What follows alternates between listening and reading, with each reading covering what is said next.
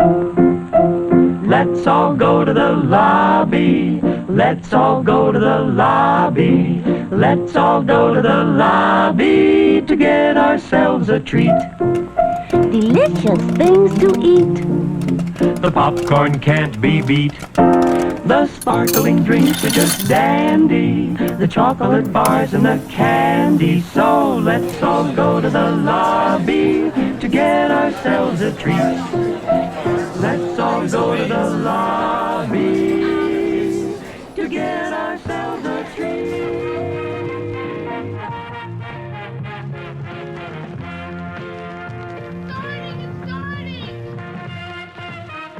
I'm a fan of classic movies.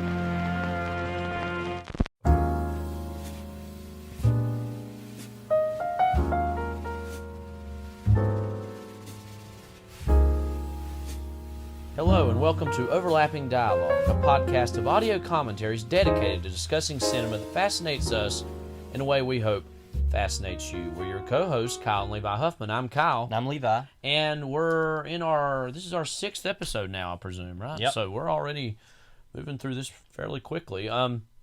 So first off, at the very top, just a little bit ago, I finally showed you the Tamale music video from Tyler the Creator, which we mentioned in passing last week. First reactions.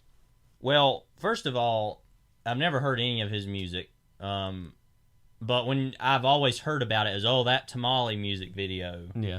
And I was like, okay, it'll probably be crazy or whatever. It was far crazier than I ever expected it to be. Don't know what to think. And like you had said, I think some of his newer albums have been kind of acclaimed. I was like, so after this, right? Because, but that's just my taste thing. Very interesting. Glad I've seen it. Will rewatch multiple times in my life, I'm sure. But I remember back when that came out when I was in college. Like 2013 or 14 or something like that. Something like that. The listener probably knows better than I do. But I remember... let me look about that. Me and roommate and cousin, great man all around, Philip Bryant, watched it, and then also I think Ian, our other roommate, and Devin might have also been there, Devin Williamson, and yeah, it was just quite the experience. Anyways, speaking of things that have all sorts of twists and turns and is quite an experience in of itself, 2005's Syriana, and we'll get to kind of towards the end of this why we've selected this. This is probably going to be among our more left field choices, I think, so far. In part because it's a largely in its own way forgotten film. It came out in 2005. Tamale was in 2013. That was a total guess from me. So good I think that's the same year Yeezus came out, by the way, too. So anyway, moving on. Anyways, Syriana, 2005. It's been a movie that's been largely forgotten, and we'll maybe talk about why that is as we move forward. But Levi, if you'll just run us through some of the details and things surrounding the movie itself. Well, first of all, it's a geopolitical thriller film. Love those. And it's important to note it's a hyperlink film. We're going to talk about what that is. We'll explain what that is later. But to kind of really quickly summarize the movie, it's very complex, but pretty simple. In terms of the plot, yeah. Yeah, relatively. I mean, the plot is complex, but if you just watch the movie, it's easier to follow. But I guess the best way to explain it is that it's mostly about a large merger between two oil companies, Connex and Killeen, and mostly about how that merger is affecting people all across the world in various forms that have to do with energy business. And this is right in 2005, was being kind of written and conceived in the aftermath of 9/11 and just before and during the beginning of the Iraq War. The movie is very much in certain places in the Middle East. It's actually all over the place, all over the globe, but never really mentions Iran or Iraq by name, but is very much kind of about these sort of issues in this really big maximalist way that frankly leaves you to kind of decide what to think about it. And which I think was so ahead of its time at the time, and some people liked it, some people didn't. But it was largely praised and got good reviews, but there were some complaints that I'd like to talk about maybe a little later. That some of which are fair, maybe and some of which are not. But But it was directed by and written by Stephen Gaghan, who at this point had been most known for writing Traffic. And won the Academy Award for and won the Academy Award for screenplay, adapted screenplay, and that was of course directed by Steven Soderbergh, who produced this along with George Clooney, who was in the film. Yeah. So yeah, and this was also there was that whole period of 2000 cinema where Section 8 was the name of their shared production company, Soderbergh and Clooney, and I'll talk about this probably a little bit later. But when I think of like 2000 cinema, Soderbergh and Clooney are two of the first like 5 names that immediately pop up in my head. So this movie, in a lot of ways, is like Michael Clayton a little later. And when you just think of quote the 2000s in movies or in cinema, I think for me, anyways, this and like Michael Clayton are two of the biggest things that immediately pop up. Yeah. In large part due to George Clooney, who's arguably kind of the biggest star in this film at this time. Yeah, and the first thing to say about this movie is we're going to go through the cast here, which is a pretty big one. That the movie is so all over the place, it rarely focuses on one person for a great period of time to where you can say this person is definitively the main character. But it's important to say George Clooney, other than being the biggest name, along with Matt Damon, was kind of becoming a big name at this time. But the whole it's first of all based on a book called See No Evil by Bob Baer, who was a kind of big talking head now, but was a big CIA agent, was very connected to a lot of the kind of issues in this movie, had a great deal of experience with assassination and with, all these various CIA plots and certain things like that, and had all these various connections with all kinds of people, whether it be these kind of oil barons in Texas, or they be these Middle Eastern leaders, or whoever. He successfully infiltrated Hezbollah, I believe, in the 1980s. Yeah. And I think that's where most of his book, See No Evil, is based on those experiences, I believe. So Clooney is kind of playing, I guess, a Bob Baer analog. His name Barnes. His name is Bob Barnes. Yeah. So literally, if you can't figure that out, and it should be said that this is still the only acting Academy Award that Clooney's ever won for Best Supporting Actor that year. And I had always heard that he had suffered a injury in the making of this movie, and he actually, let's see here, it said that while filming, this is from a Hollywood Reporter article. This was published in 2011, I think, while he was doing press for The Descendants. In 2005, while filming Syriana, a movie that earned him his Oscar, Clooney suffered a spinal injury while performing a stunt that left him in so much pain he considered ending his life. Quote, I was at a point where I thought, I can't exist like this. I can't actually live. I was lying in a hospital bed with an IV in my arm, unable to move, having these headaches where it feels like you're having a stroke. And for a short 3-week period, I started to think I may have to do something drastic about this. And talks about how he turned to alcohol. He sounded like he was in a pretty bad place that thankfully he eventually powered through and got through. But he also just on a physical level looks a little more different in this movie than he typically does. He's like a little bit, quote, heavier, but it's like Hollywood heavier. It's not like, all that but really for George truly Clooney, drastic. it looks a little more. Yeah, I and guess he's got a just beard too, so he just has a yeah. little bit of a rougher look in this. Yeah. And I think, so much of this film's moral ambiguity and political equivocations and questioning, I think, can be boiled down to his one character in terms of a lot of things that he's weighing. This should be said, 2005, this was the very same year that he also directed and was partially in Good Night and Good Luck, which was about Edward R. Murrow and the kind of 1950s McCarthyism. Right. So again, this is a very kind of important movie for George Clooney's career for a variety of reasons, even if the movie itself's been largely forgotten. But again, there's a great many other actors in this movie as well that we could go through and talk about. Matt Damon, of course, who kind of plays an energy analyst for like some vague like Fox Business or CNN, whatever that whole thing is. He kind of, and this is a good point to say that, like I said, the movie's very complicated, and I've only seen it in totality a few times, so sometimes I forget who all the characters are and everything. But he kind of becomes very much attached to a large kind of. He's a prince. Yeah, he's the older brother prince of an emirate in the Middle East, and that prince is The played Prince Nasir. He's played by Alexander Siddig. Yeah, and Siddig's prince is a little bit older than his brother, and he is a little bit more progressively minded. He wants to kind of make sure that his homeland is set up for the future, not just purely through energy, but through kind of social and political ideas. It doesn't go too far into that, but he is a little more on the progressive side. And as a result, among other things about him, that makes him a target for a great many people in the movie. Especially the CIA, as we'll learn. And it should be said that, for Damon and Clooney, who are objectively the two biggest names in this is in the middle of the whole Ocean's run of movies. Yeah. This would be in between 12 and 13, which, of course, they're both huge stars in those and share a lot of scenes together. They maybe share, like, 2 scenes at best in this, and they don't even really interact as characters, really. So it's interesting that it does that. And then some of the other people, Jeffrey Wright, who plays Bennett Holiday, who is like this lawyer that's working for Christopher Plummer, who's kind of the head lawyer of their firm, that they're representing one of the companies. I think it's either Connex or Colleen, and I think part of their whole storyline is trying to make sure that there aren't any legal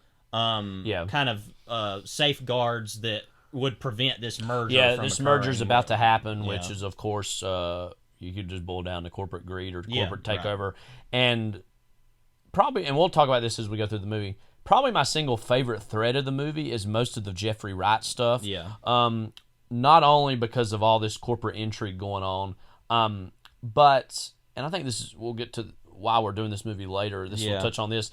What I really love and appreciate about this movie is for all the threads going on, all these big, massive geopolitical threads, there's a lot of stuff at the sidelines and kind of at the periphery of the movie that I find just as interesting. A lot of that involving Jeffrey Wright and his father, who his father has as much to do with the Middle East as Ronald McDonald does in a Burger King. You know what I mean? He's just so separated. He's got no idea really what his son even does. Yeah. And he's just kind of trying to get in his son's house, and he's clearly kind of a alcoholic, wayward man. Yeah.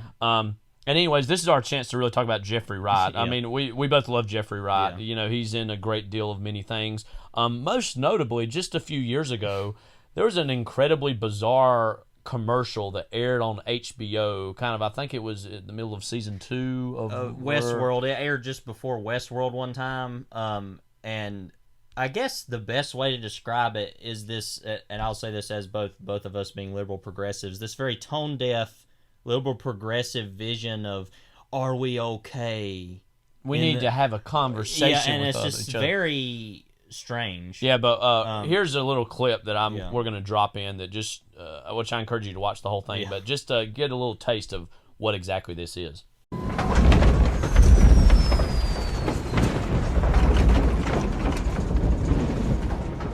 I be scared?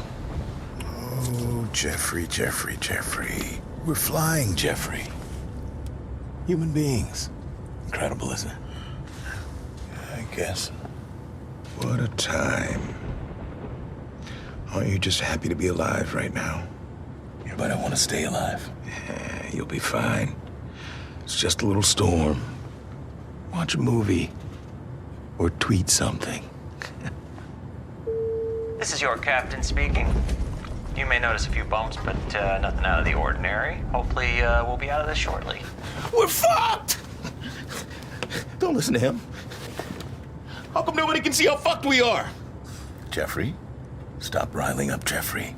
So, yeah, and I remember being so shocked when I first saw that. And that's obviously also playing on the whole what is reality, who's a copy, who's real aspects of Westworld itself, which we probably already kind of... I think we talked about Jurassic that a couple Park, times, I think, specifically with Crichton, anyways. No, not a big fan. So, but anyways, we love Jeffrey Wright. Yeah, and it should also be said that at this time, Jeffrey Wright was getting ready to play, I guess, Felix Leiter in the Casino Royale. And Bleeding Chips. Yeah. So, like, this whole spy intrigue sort of movie, he's going to be kind of, he slides right into. And anyways, big fan of Jeffrey Wright. Yeah, and he, like you said, I think he's kind of a good moral center of the movie. Even if he's not always being moral necessarily, it's kind of, I feel like the biggest moral questions are actually kind of happening. Well, there are other characters in the movie, such as the Middle Eastern oil worker who's laid off, who eventually leads into this fundamentalism. I feel like that's a very direct moralist issue in the movie, but that specifically rights is more, up and above and kind of legal. Right. But also you have his sections, like you said, with his father that are more humanist and the most human parts of the movie. And again, most of all these threads, not all of them, but most of these threads, whatever major conflict the character is dealing with, there's always something they're trying to escape or get away from that on an interpersonal level actually probably affects their lives more. Yeah. But they're going to kind of bury themselves in this all-consuming work of this huge geopolitical situation that leaves these things off the family off to the sidelines. And I feel like there's also a commentary going on with that. Of course, Christopher Plummer, who we mentioned, is kind of Jeffrey Wright's boss. He also will interact very memorably with George Clooney. We'll be laughing and gasping during that scene later on. Of course, he just passed away, I guess, a couple weeks ago now when we're recording it's been a couple this. weeks, I believe now. Like you said last time, he's known for so many things, and I would never say, and I don't even mean this as bad as it sounds. I've never been like a big Christopher Plummer fan or nothing. Like, he's not one of my favorite actors necessarily. But I've always thought, oh yeah, he's always really good in anything. And one thing I actually really remember him from whenever I hear his voice is that Moguls and Movie Stars TCM miniseries narrated that was like about early cinema to like the 1960s, and he narrated that. So actually, that's one of the first things I think of him from. But I also do think of him from this movie, just because of certain situations that he gets in that are kind of funny. But we'll talk about about the comedy in quotes of this movie later and whether it even has any at all. But yeah, so also important to note, and we want to talk about now about him being in, I guess, the New World at this time. Yeah, obviously 2005 is obviously smack dab in the middle of kind of the 2000s, and so kind of looking at the films of this year is also incredibly instructive for a variety of reasons. That I think, this film is one of the best movies of this year. I think undeniably, at least in my opinion, the best film of this year is Terrence Malick's New World, which pretty clearly, Christopher Plummer also happens to be in. And it should also be said, and we'll get to this a little bit later in the hyperlink conversation, Crash also is kind of the big lightning rod movie of this year. Ends up winning a lot of the Oscars, and has since become among the most despised films probably in recent years. And we'll go ahead and talk about Crash now, I guess. I only saw it once a few years ago in film school. It's been a while now. And frankly, it just didn't leave much of an impression on me, good or bad. I totally understand and would agree with most of the criticisms about the movie. But also, I didn't see it at the time. And so usually movies like that are hugely controversial. It's honestly better to see them a few years after the fact, where a lot of that's been stripped away in terms of that. You've seen it a little more recently. What were your impressions of Crash? I think that perfectly kind of sums up the best way I could have seen it was actually just this last summer of 2020. Of course, I've known for years about, and like I said, we can kind of talk about some of this stuff a little more. Also, let me just really quickly say, go ahead. In 2005, it was, most Oscar years are this or that. It's like a two movie race usually. It was that and Brokeback Mountain that were the two movies of that year. Which I have yet to see and really want to see. And I've only seen Brokeback Mountain once, but it is very clearly the superior film. I would assume. And quite good in its own right. Yeah. There are some criticisms that are totally separate about that movie that are interesting, but overall it's a very, especially the acting. I mean, Heath Ledger, everybody says that's arguably his greatest performance he gave, that or The Dark Knight. But also, and Jake Gyllenhaal also, but also the women are really great in that movie. Michelle Williams, Anne Hathaway, both amazing actors. So, anyways, if you're going to pit it between those two movies, clearly Brokeback's the better film. But I think even better than even those two, of course, is The New World, and I would even put this in that category as well, being better. And this movie did get, for someone who acts like we don't really care about Oscars, I'm talking about a lot about Oscars. 2 Oscar nominations, 1 original screenplay for Gaghan, which he didn't win. He was nominated. But then, of course, Clooney won for supporting actor. Anyways. Yeah, so Crash, I saw it, like I said, pretty recently. I mean, it's not very good. That's the first thing I would say about it. I would give it, at the time gave it 2.5 out of 5 because I think that there are things about it that are good. I think Matt Dillon is amazing. He was nominated as well for an Academy and Award. Matt Dillon's amazing in about anything he's in. great. So it's partially part of the reason why I like the movie as much as I did is because, Matt Dillon's really good in it. You know? Is this, very racist and misogynistic cop, and he kind of has somewhat of a journey in the movie, but what I kind of like about it, too, is it feels like the journey never really ends there, and of course Brendan Fraser's in the movie. His scenes are kind of funny. It was an entertaining movie. I think it's one of those things where it's so, I understand what it's trying to do. I understand what it's going for, of being about race in America at that time, and it's just it's sort of like this in a sense. It's very maximal, but it just doesn't work for the most part. But it's a movie I was able to totally, like you said, kind of distance myself from and really look at and say there's portions that work, there's portions that don't work. But at the time, I could see it being so incendiary and people, and I could see why people liked it at the time, and people come around to not like it. It's like you said, it's a movie ultimately that I don't even and I find a very interesting movie actually, but isn't actually at the same time all that interesting or memorable. So ultimately, Crash is a whatever. For me, it's come to represent a certain like tone deaf, Oscar bait type of the template by which a lot of these movies are judged. I know a few years ago, and I'd say this was better than that even. Three Billboards was a kind of a newer version of that. I reacted to that in a more positive sense at the time, and have come to not like it as much. But I don't think about that movie all that much either, to be honest with you. But anyway, so. There's a lot of other cast members we can briefly go through. The wife of David Benioff, Amanda Peet, which famously, when David Benioff won an Emmy, he said, "My wife, Amanda Peet," which is very strange. Like, you would normally just say, "My wife, Amanda," but to drop his name, Amanda Peet. And it's kind of unfortunate that Amanda Peet really does actually play a lot of those "my wife" blank roles, and she plays that kind of stereotypical wife role for Damon in this, it should be said. And then Chris Cooper, who... Love Chris Cooper. Everybody's always talks about, who wins the Chris's or whatever. And there are enough people that are coming around now, especially after Little Women, I think, too. A lot of people are like, no, it's just Chris Cooper. Chris Cooper is the American Chris, Yeah. Tim Blake Nelson. Yeah, well, and we should say Chris Cooper isn't in this movie an awful lot. Most of these people aren't in the movie an awful lot anyway. Mm-hmm. But yeah, Tim Blake Nelson, who's also not in the movie an awful lot, but has kind of the scene, really, in the movie. Yeah. Corruption is why we win. Which is going to be in the trailer that we're going to drop the sound for later. And we'll be talk about in the movie. Talking about in the movie. Tim Blake Nelson's always good in anything. Love him. Yep. Another person who's always good in anything is William Hurt, who has one of my favorite parts in the movie, and Roger Ebert said something find the very quote specifically. You talk about William Hurt. Yeah, well, William Hurt's, great in anything, obviously. He sadly couldn't save Michael, Angel Not a Saint. We watched that recently, is it Nora Ephron? Nora. I was making sure it wasn't Norma for some reason. I don't know. Nora Ephron film about John Travolta being an angel. But anyway, he couldn't save that. But he usually can save about anything. Right. No, we love William Hurt. Yeah. This is strange. This is a very much kind of an afterthought end of a sentence, I believe. But I think it hits at something that we're low-key obsessed with this movie. Yeah. It's going through and talking about, just name-dropping a lot of the actors in it and who they are briefly.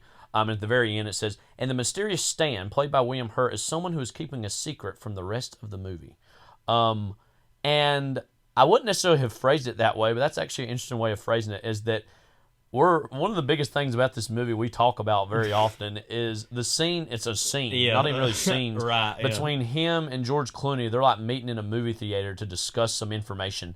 And I believe that William Hurt's character was a former CIA guy who does some quote consulting now. Because he talks in the parking lot. They're talking about, I can send my kids to college on this money and that, and kind of, whatever. But so he's kind of not doing anything anymore, but he's still very connected. And I think that it's a very perceptive bit of casting, because I think if this movie was made 7 to 10 years before, William Hurt would have been playing the Bob Burns role. Yeah, you can imagine him, that type of leading man. Bob Barnes, excuse me. And not to be confused with Bob Baer, who is. And interestingly, as far as I meant to say this with Clooney, the Bob Barnes part, do you know that Harrison Ford turned down that role? And he also turned down the Michael Douglas role in Traffic. So and he he just said, doesn't want anything he to do said with apparently that he regretted turning down specifically this role, maybe because he saw Clooney won an Oscar for it, and he's like, Yeah, "Oh, I I could have guess, maybe done yeah. that." He would have been a little too old though, anyways. I think, Yeah, I a don't touch think that too old. works, but whatever. You know. Yeah. Anyways, Not as good of an actor as George Clooney. Yeah. But anyway. Todd Yeah. McCarthy, who's very mysteriously also a writer director who did Spotlight. Isn't that him? Yeah. He's on the screen now. We were kind of checking the movie. Yeah, but out he a actually minute did ago. Spotlight, and Oh, he really? played a That's character. that guy? Yeah, he Okay. directed that, and all right. he had a. I also remember him a lot as an actor. He was in the last season of The Wire, played a journalist who's doing some shady stuff.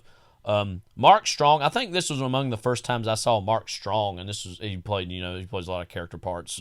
Pops up in this. Hang on, I'm making sure about something here. Yeah,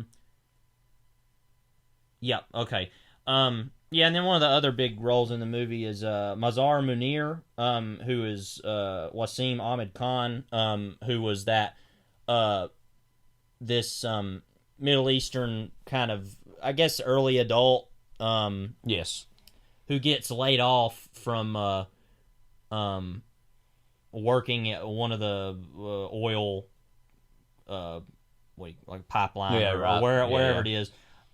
They're actually he's a Pakistani migrant worker who's working in some other Arabic country, but that he actually I think his main situation is that he gets laid off and then he has to quickly find a job or his work visa will be taken away, so he's really kind of a desperate portion of the movie that he eventually, all of these things kind of and his failings there lead him to this fundamentalism suicide bomber thing, which I find to be a very interesting part of the movie that Andrew Saris, who wrote a kind of pretty negative review of the movie, kind of was talking about that part of the movie that he didn't really understand it or felt like it was kind of wrong Simple characterizations or whatever, which I think anything like that is. Well, I have some thoughts about that when we get into the movie. Yeah, I'm we'll going talk to talk about later.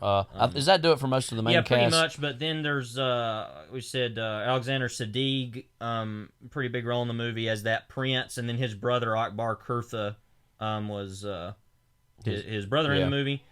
Pretty much other than that, that's pretty much most of the main people. There's a lot of other kind of that actor kind of people that come in and out, but that's the main group. Yeah. So the movie was made for about $50 million, and it made $94 million. So it was a financial success. Again, also a critical success. I didn't know this. Robert Elswit did the cinematography for this movie. So, yes, this has been right before About There Will Be Blood. Really. Yeah. I think this is a good time to transition into talking about. This almost has become the poster child for, quote, hyperlink cinema, a term that was, I believe, quoted officially in the for the movie Happy Endings, which itself is not necessarily kind of this geopolitical thriller. It's instead kind of about just people in relationships, kind of thing. Well, we should say we have kind of specific ideas about what a hyperlink movie is, but I want to read really quickly just a basic. Yeah, well, let me just say that it was coined by the author Alyssa Quart, who I believe was writing about that movie Happy Endings. That movie Happy Endings, I believe, in Film Comment in 2005. But then it was very shortly after Ebert kind of took that term and ran with it and kind of further defined it in his review of Syriana. Right. And so, yeah, Levi, if you'll kind of tell us a broad definition of what, quote, hyperlink cinema is. Well, this is just one definition, but it says hyperlink cinema, this is on Wikipedia, hyperlink cinema is a style of filmmaking characterized by complex or multilinear narrative structures, which are used in ways that are informed by the World Wide Web. Now, I think there have been... And this is kind of seen hyperlink cinema as a very turn-of-the-century, 1990s, 2000s kind of idea. But when I usually think of hyperlink cinema, I typically think of something like Syriana or Traffic or Babel, the Inarritu film. Yeah, I've not seen that. He's made a couple of those, 21 Grams, and he made a Morris Peros, correct, I think. Yeah. But when I typically think of it, I think of it in this more...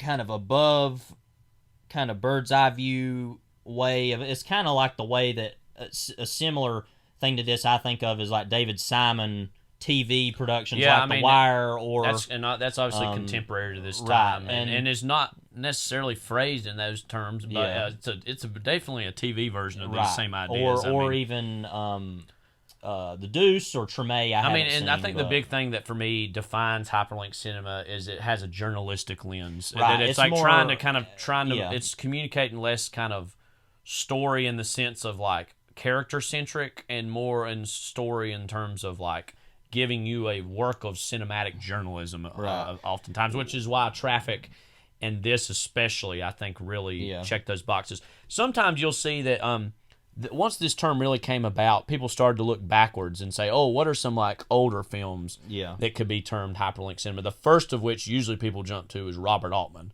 who we're both huge fans of. Nashville, also Shortcuts, which is a little bit closer to this movie in terms of the time frame. But that never really exactly jives with me. I mean, I can see the seeds of that in some ways, but again, maybe a little more so with Nashville, but for most of Altman's movies, I don't see a, quote, journalistic lens as much. I think Nashville's the closest because it's specifically viewing everything that is occurring as sort of almost an essay on the political and culturally through music kind of makeup of America at that time in 1975 going into I mean, we must be doing something right to last 200 years. As Henry Gibson sang for us. But anyway, I can see that more as fitting into that than something like Shortcuts, because with Shortcuts and Magnolia is another film that a lot of people talk about this in. Yeah. This is just like we said, mine, I think our shared definition of it, that when I think of hyperlink cinema, I think of it as more above and more essayistic. And I feel like Shortcuts and especially Magnolia are too concerned with the human characters themselves and the kind of insular desires and fears and hopes of those people that it isn't as hyperlinked. But that's just my own I agree. personal And also the thing with Magnolia, which I'm not going to say for sure. Very likely we will do that movie eventually on this pod. I'm just going to put it out there because we're both huge fans of it and PTA. That with Magnolia, it has a whole supernatural / divine element to it that none of these other movies really have. That they're very much on the human scale. They're not really questioning anything, quote, above that. You know what I mean? Right. Magnolia definitely does a lot. So also, I mean, literally the term hyperlink, it is an internet term. And so while a lot of these movies aren't really concerned as much with the internet, it is the world in which the internet is taking root in the sense that lots of disparate connections are being made and new theses, I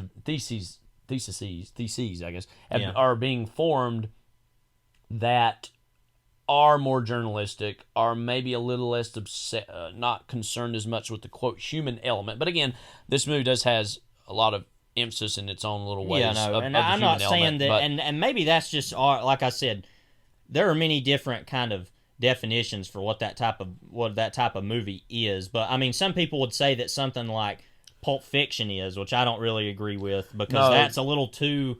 That's the thing when I think. Like I said, it's one of them things people have different ideas about what this is, but for something like Pulp Fiction, I see that as too connected in this insular group of people, whereas something like Magnolia, although I don't exactly think it is about all these different people that are kind of connected in a way, but when I think about it, I think of Syriana or Traffic, about things that is more about this idea of oil or drugs, it's much more wrapped around a very tight theme, and it's more about these are people being affected who are never going to meet each other, or they're scarcely going to, or whatever. Yeah, but like that's you just said, my Pulp opinion, Fiction's also oftentimes brought up in this. Do the Right Thing, I also saw mentioned a few times. Yeah. That does that actually threads the needle in terms of maybe kind of being more journalistic, but also Spike Lee is Spike Lee in terms of the explosion of style in a movie like that, that I don't quite exactly also associate with that, but I can kind of understand why it would be named in that, quote, tradition. And it should be said, I feel like it is really a tradition of which has mostly fell out of favor over the last 10 years in the 2010s. I mean, looking at more kind of recent examples that have been termed that in some regard. Contagion was from 2011. Yeah. In itself, I think is one. Cloud Atlas is oftentimes mentioned as one, and I can kind of understand why it's on that spectrum. I don't quite exactly believe it is, but I understand why it would be. The Big Short, I think, is closer to being more I so. think that's probably the last one that I know of that I can think of being the closest to that. And then the most recent one, according to this, Wikipedia list, was The French Dispatch, which we've yet to see. But knowing Wes Anderson, I don't believe that that's exactly going to fit into that. I think the thing really, to me, also about hyperlink movies is they need to be contemporary in their own way. That's how I mostly associate them, that they're contemporary to the 2000s, the 2010s, or maybe the 2020s, because it's mostly concerned with, quote, modern problems or modern ideas, which Dunkirk is also listed in on this. I wouldn't consider that one really at all, but kind of understand why somebody would throw it in there. And so to that end, do you see a future for this type of movie? Well, we were talking about this last time about Waves. I don't know what the future of movies is at all. Yeah. I don't expect that this will be something that will continue because it seems to have really slowed down after a certain point. I think certain movies like this will still be made, maybe, but what I think, and we talked about this already, the kind of mid-level drama is something that's already going out the window, and I feel like that is kind of where this thing lives. I feel like now, if this same script was around, that it would probably just get made into a TV show. And probably a pretty good TV show, but that's more of a TV thing, I think. And I think too, I have a theory on why these movies were kind of specifically kind of really came about at this moment. That at this particular time in Hollywood in the late 90s, early 2000s, as we've talked about already a little bit, the mid-budget, mid-level drama is becoming less and less of a priority for film studios. It was even so slightly more of a priority at this time, certainly, than it is now. But even already at this time, you have the preponderance of the kind of early superhero films, like the Fox X-Men movies, the Sony Spider-Man movies, the Nolan Batman movies are right around the corner. That so much effort is being kind of put into those films on a studio level that these mid-level dramas almost have to, quote, justify their existence. And so what you see with a lot of these hyperlink movies are almost like these supercharged, supersized dramas. They're like, well, if we only have so many cracks at the bat, let's do everything we can to make, quote, movies of these moments or movies that reflect the moment. And so I think that's why you kind of get movies like Traffic a little bit earlier, but even like Syriana or like Crash, that there's this insistence that we have to get everything we can in at these studio dramas, because again, these movies were mostly produced and distributed by studios, and had middling to moderate success. That the creators of this time, again, especially Steven Soderbergh, especially George Clooney, that they're making a lot of like kind of the most daring studio films of this era, feel this, again, pressure to try to squeeze in everything they can, because they realize that the cracks at the bat are not going to become really as frequent in the future. And it's dried up, I think, even quicker than they would have expected. So a movie like this, I think for some people comes off as pretentious or as like, oh, it's trying too hard. But again, while I understand that lightly, I also think that, well, it's trying to put in as much as possible, and that in of itself is daring at this moment. And so as a result, you get a film that might feel bloated or confusing or cryptic to some, but again, has so much stored in it that really it's almost like a little... Especially, I think, the Traffic and Syriana, I think, really brings so much to the table that it's ultimately up to you to decide what to feel about it. Right. Which I know some people don't like that. Some people like to be told how to feel. And I think that Syriana especially is so ahead of its time of the era, and I'll talk about this a little bit later, about the era in which it was made and the socio-political nature of America at that time was so one-sided, really. Yeah. And I think we've only really now, in the past 10 years, started to kind of come out of that and think, what was really going on then? Mm-hmm. I'll expound more upon that later, kind of my personal ideas about that. But yeah, I think that's what works about them is that they are so opaque and open, and just there's so much there. Yeah. And like I said, a lot of people don't like that. So that's up to you, I guess. But I think this would be a good time to go ahead and transition and talk about Stephen Gaghan himself, which I think there's a tendency with somebody like this to think, oh, someone who could have been great, but the industry just didn't quite treat right. Yeah. But I think if you actually look at the history of Stephen Gaghan, someone whose art I mostly admire or really respect, you're going to find out that, you know what, maybe this guy was low-key insane in terms of some of the problems or things in his own personal life. Again, he came of fame really at the time for riding traffic. Yeah, and well, he we won the should say Academy Award earlier for than that, I think he had won an Emmy kind of anonymously for writing an episode of NYPD Blue. Right, so he kind of had already kind of secretly won an award. And if we want to go back even before that, portend things to come, apparently in his final days before high school graduation, he was actually expelled for driving a go-kart through the halls of his school. So maybe at this point is where the story should begin in terms of someone who's so close to perfection or greatness and instead decides to get expelled. Moments, just like, you know what? It's like that Scorsese perfume commercial. Well, I should say cologne, excuse me, for the men who use cologne.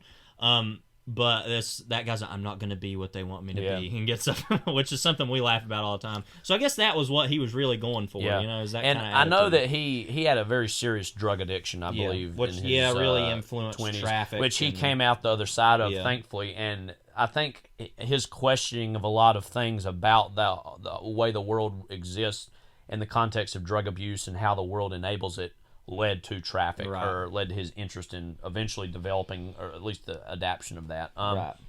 And so won the Academy Award, had all these offers and opportunities. And I believe he also said, and I'm actually going to drop a clip somewhere probably right here. There's an awesome Charlie Rose interview that I encourage everybody to watch, where he goes and talks about kind of all the crazy experiences he went through to research all the details that went into Syriana.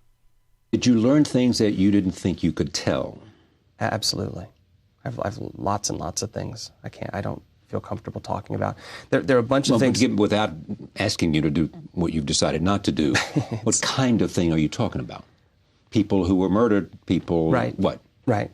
People who were murdered, types of operations, the way that lethal authorities issued out of the White House, how these things get executed out in the field, coup d'etat, information on this interest, the real special interest behind coup d'etat all over the globe. The idea of coup d'etat is an amazing idea, and it goes on. I mean, I sat with a bunch of oil men, very powerful oil men. At a coup d'etat meaning overthrow a government. Overthrow a government. And I sat on Fifth Avenue, this 15,000 square foot apartment, just around the corner on Fifth Avenue, one of these brownstones. This guy owns the whole building, an oil man. And he and his friends played a little game at this table. Where they made a guess. They said, next country to be overthrown for its energy assets. And they all started throwing out Sao Tome, Equatorial Guinea. And the one guy who was having the party, the richest one of them all, he cleared the table and he said, you're all wrong. I can tell you which one it is. It's Nigeria. It's already happening. It costs $50 million. And then, I'm not kidding, not very long after that, there was Chavez and that huge dust-up and all that stuff going on. And with the people in the streets, he had said at this dinner party, I said, "What? First question, what's the money for?" Well, I buy media.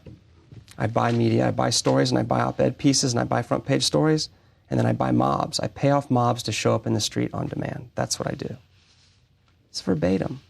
I sat there. Bayer was there with me. I wrote it all down in my notebook. I'm like, are you kidding me? And I just thought maybe these guys are showing off. Maybe they're just being big guys. And then Venezuela goes haywire. I don't know if it's a direct connection, but it was deeply unsettling. Which, again, is filled with one wild story after the other. And I think he said that the initial seeds of Syriana actually came from when he was actually riding traffic, of all things, and he was starting to see the implicit and explicit kind of carryover between the war on drugs and, at that time in the late 90s, kind of the War on Terror. War that on wasn't Terror, even which actually was even started before 9/11. but even. right, was kind of those kind of early goings of Islamic terror, and that had really been going on, I guess, since the 70s in various ways, but had really were going to obviously balloon with 9/11 and this kind of went up a whole other notch right after 9/11, and that he was obviously angered by that and confused also, and started to do a lot of research, and then ultimately all that culminates into this, which again, this movie was moderately successful. I mean, made some money, won Clooney an Academy Award. And then he kind of drops off the map for a while, and he doesn't return really until Gold from a few years ago, which I liked fine enough. I know that movie Gold was one of the rare movies that he actually didn't write, and had been one of these fabled screenplays that had actually bounced around Hollywood for some time. And a lot of it was written by Patrick Massett and John Zinman. And had been acclaimed for a while, and a lot of people were like, ooh, who's going to make this? And there's a lot of names attached to it. Finally, he got around to making it. And the movie itself I liked, but largely unmemorable and kind of forgettable and okay. I really wanted to see it, and I actually never did, which kind of, I guess, says something about it. I don't know. But, yeah, I mean, it was okay, and I liked it fine enough. Another one of like, ooh, McConaughey put on weight to play this role. Yeah, my favorite thing about that is that production kind of moment that I saw a million times of like McConaughey walking down the street with a lot of weight on and this suit and like kind of balding and had this cigarette in his mouth and was like walking and looked real crazy, and like that was a whole moment that happened. But yeah, and there's this LA Times article that I got some of this information from that's a profile of Gaghan at the time of Gold's release.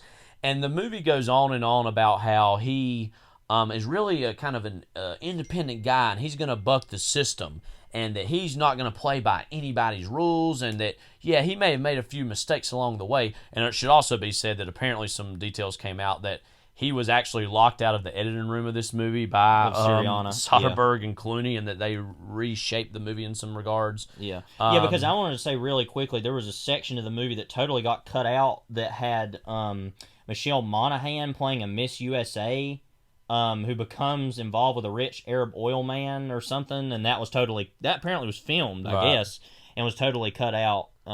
So apparently he held some grudges with Clooney and Soderbergh, who seemed like they held grudges with him for stepping out and saying that, and kind of breaking that code of silence. But again, this LA Times article talks about, he's going to do his own thing. He's, blah, blah. And then all of a sudden we cut to early 2020 with the release of Doolittle. Where for this guy who's acting like he's bucking the system and doing whatever, he's now in the midst of making a Dr. Doolittle remake, which I think was really the brainchild, if you want to call it that, of one Robert Downey Jr., which, I think we have some admiration and respect for Robert Downey Jr., but he talked a lot. Some is the operative word, personally, but not as much as his father, should be said. No, of course not. That if you don't know who Robert Downey Sr. is, go look that We'll up. talk about him maybe another time. But that he's made all this stuff about, I'm doing these Marvel movies and they're fun and they're good, but like when I get done with making these, I'm going to do some real serious unlike the stuff. Judge, of course, I'm going to do some, really go out there. His version of that ends up being a friggin' Dr. Doolittle movie. Disgrace, disgusting. And so all of a sudden on Reddit, a little bit, this was in October of 2019, some patriot goes on Reddit and who apparently worked on the film Doolittle. They go by the username Goofyface, it should be said. Okay. I'm going to read you some things that they say about the making of Doolittle. It was deep in production hell last year. They started filming scenes before they'd even planned where the animated animals would be standing. It was nuts. And then the bat-ass director went and got fired, which was a little late after his insane outburst and subsequent banning from stepping foot into both the lead concept department and the lead pre-visual animation department. Then he demanded that the pre-visual department be fired because, quote, we can figure it out on the day. Yes, Stephen, you can figure it out where 5+ animated characters and Robert Downey Jr. are standing when you have 30 individual camera shots to film on Monday morning, you effing moron. And then he goes on to say, we were long gone before another writer came aboard, thanks to Gaghan's apparent hatred of all things pre-production. So I can't Can't attest to the state of things now, but man, if it's even remotely watchable, then the new guys deserve some effing medals. Ha ha. This is the last By thing the way, I I'll want to say the fact that anybody would ever assume a Doolittle movie would be watchable at all, I think, is a fantasy land. This thing, is my favorite part here. Okay. We attempted to talk and show the director some cinematic sense. He was literally insane, almost put his fist through a new 8K TV because the talking goose wasn't on screen while it was talking in one shot, even though he asked the week before for us to move the goose out of the shot because, quote, the audience doesn't need us to hold their hand and point them to every character that's currently talking. Very, stuff he learned from Syriana, presumably. Right. But here's the kicker. We had footage of him the week before asking to remove the goose off screen. It was Stephen's idea to record every meeting so that we couldn't misinterpret his instructions. So the guy who I think gives us a lot of brilliance in this movie eventually is stuck making a Dr. Dolittle remake. And I would say, that's kind of sad, but ultimately he's the one making these decisions, and he sounds more often than not like he's the stick in the mud who doesn't, that's getting led in these situations, and so we can maybe talk about that more at the very end of this, but not good. Yeah. But he did give us Traffic, he did give us Syriana, so that should be enough to be celebrated. And I think that's really, I guess we'll kind of wrap it up here soon as far as in this first part. So we'll kind of skip that and we'll include that in that there. Okay. Why are we doing this to begin with? I guess that's the big question, because feels like a left field choice. So what are we trying to accomplish with this? As we have talked about, the movie was, I guess, got good enough reviews at the time, but has actually been pretty maligned over the years and kind of just forgotten about. I think Traffic has actually kind of become that too in a strange way.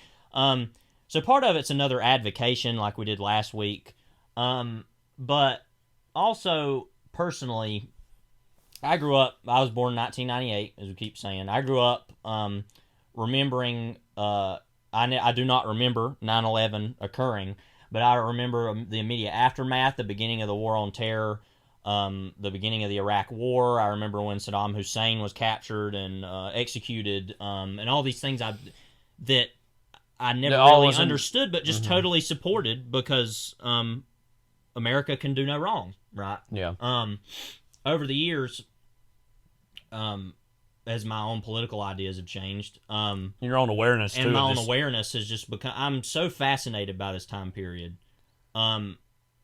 because I don't feel any complicity in the things that occurred because I was a child. I mean, but you start to really think about, I didn't understand anything that was going on in that time. Yeah. That's another people. A lot of liberals hated Vice because they were like the film about Dick Cheney, because they were like, well, I knew that at the time, and I blah blah blah, and not to say they didn't, but I'm like, okay, well, where were you? Why weren't you saying these things? I mean, and it's really, I think, and we shouldn't come to this movie. This is a bad movie to come to if you want to try and understand these issues in a definitive sense.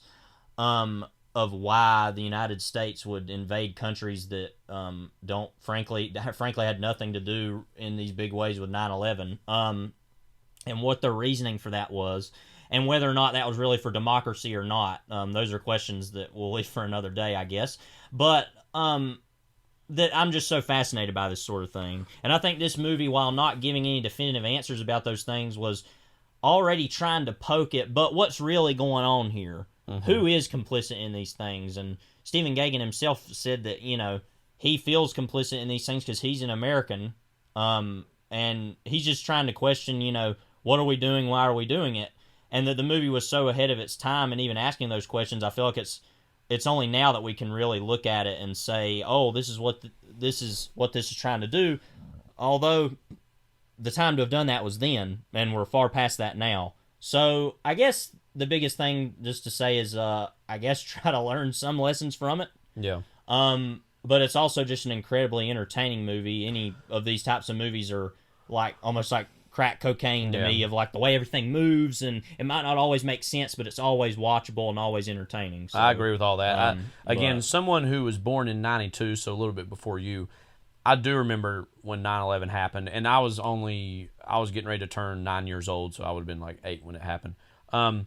But for me and generation maybe slightly older and slightly younger than me, our whole worldview was shaped by 9/11.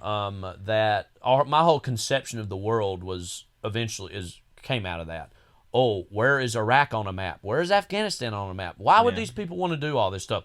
That was my really introduction to the world, understanding the world on a global level. And so this movie, again, I almost have romantic feelings about, in the sense of like, at this time, my own knowledge of the world was slowly expanding. Not even just purely my knowledge of the world as well. My own knowledge of cinema was also starting to expand as well, which is a slightly other thing. Yeah. And you can give your story this as well. I first saw this in my Model UN teachers class. Shout out to Thomas Perry. Thomas Dean Perry. The second. One of our favorite teachers we had at South Caldwell High School. He's moved on from there now. But I remember seeing this. He got his doctorate recently. I remember seeing this in Model UN. I believe I would have saw this in late, let's see, would have been 2009, I believe. Yeah, more than likely. Late 2009, fall of 2009, I think. And this was around the time that my own knowledge of film was kind of going into hyperdrive, where I was starting to watch more Soderbergh movies and starting to understand him. And I felt very proud of myself when I got to the very end of the movie, which, let me just say, I was like one of maybe 3 kids who were still awake by watching the end of this movie, by the way, which isn't a surprise. But when I got to the end of this, I felt like, that feels like that Steven Soderbergh guy. Like, I remember I'd seen Traffic relatively recently at that point. And I was like, oh, this feels like a Soderbergh movie. Yeah. And then I saw he was an executive producer, and I kind of like, oh, okay, so I'm starting to understand. And then I was like, oh, and then I realized that Gaghan guy wrote Traffic. Right. And so this movie I hold in high regard. I count this as 3 of the best movies I ever saw in high school. I always specifically remember them. The New World I saw in an English class from Miss Koger, another brilliant teacher. Jim Diedrich showed me Network for the very first time. Yeah. And so these movies, just for me personally, came at a very specific time where I was starting to understand and take in cinema apart from the stuff that you're just force-fed as a child and that what's expected of you to watch when you're a teenager in the late 2000s. And so these movies I hold very romantically and very highly in a weird way, because that's my own understanding of cinema started to expand. Yeah. And I just am largely obsessed with and fascinated with 2000 cinema. Right. And this movie almost acts as a very important cornerstone or lightning rod in that regard for getting into movies and understanding that there are different types of stories you can tell with movies. This movie was very instrumental. And again, as certainly like you, someone very obsessed also with just 2000s history and 2000s culture and 2000s politics.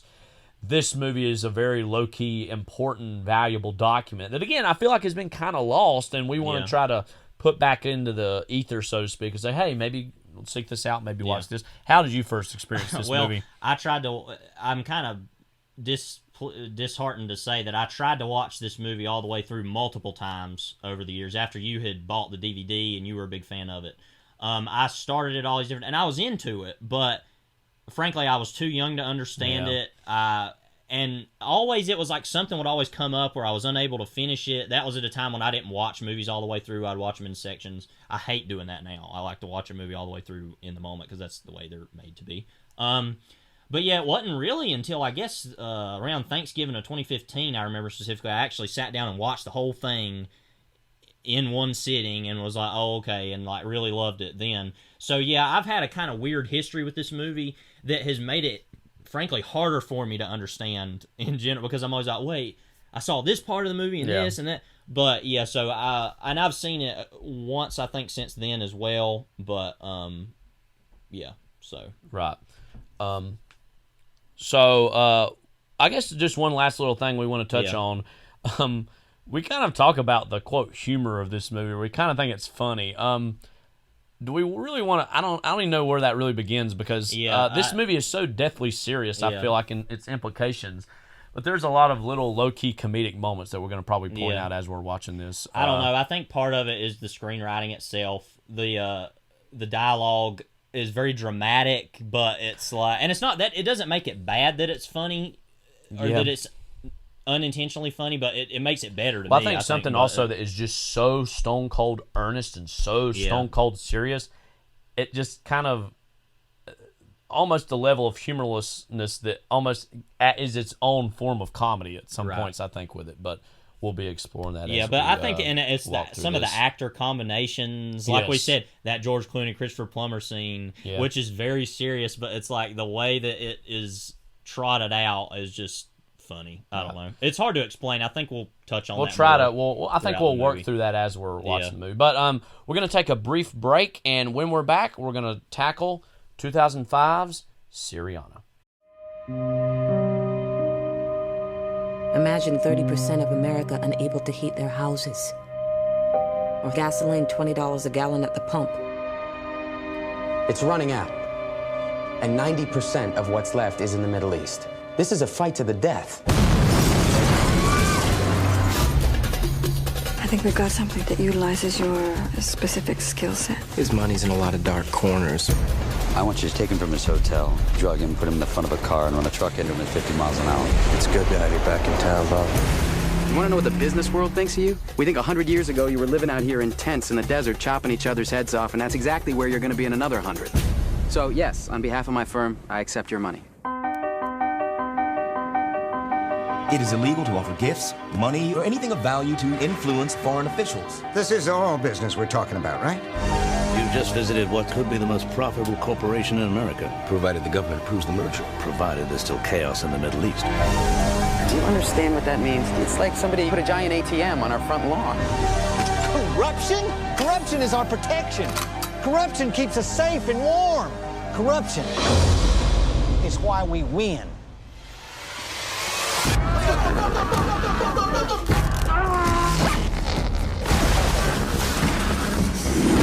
You're gonna give me names.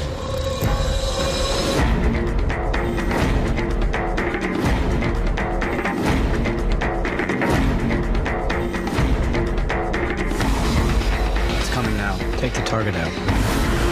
Why am I being investigated? Why am I being investigated? Drop it.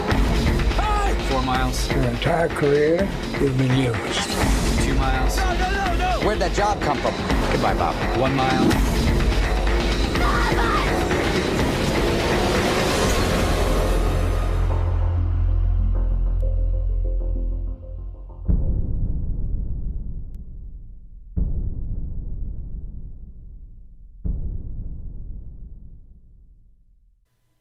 And we're back, and as is our tradition at this point, Levi, why is Syriana rated R? Violence and language. Violence and language. Now, they could have obviously added a few other things to this. Yeah. You know, radical fundamentalism, corporate skullduggery. Thankfully, none of which involve tweens or teens at all. But smoking. But there is an unfortunate child death in this, though. Yes, quite there memorably. is. So, we're actually watching this on a brand new ordered Blu-ray, which was I think literally came out in 2006 when Blu-ray was literally in its infancy, and we were just talking about when it was fighting with HD DVD. Yeah, back in the glory days, you know, everybody fights their wars. Every generation has their wars. One of which, the 2000s, just was so happened Blu-ray that the versus Iraq HD DVD. and Afghan wars were at the same time as the HD DVD and Blu-ray wars. But anyways, not the rock and roll. But it just kind of wars. Yeah, that was the 80s. Yeah. But it really kind of amuses me that this was just been sitting on some shelf in some warehouse probably for years and years and years, and finally they're like, finally we can get rid of this Blu-ray. And so I guess we're gonna hit play now. I guess so. 5, 4, 3, 2, 1.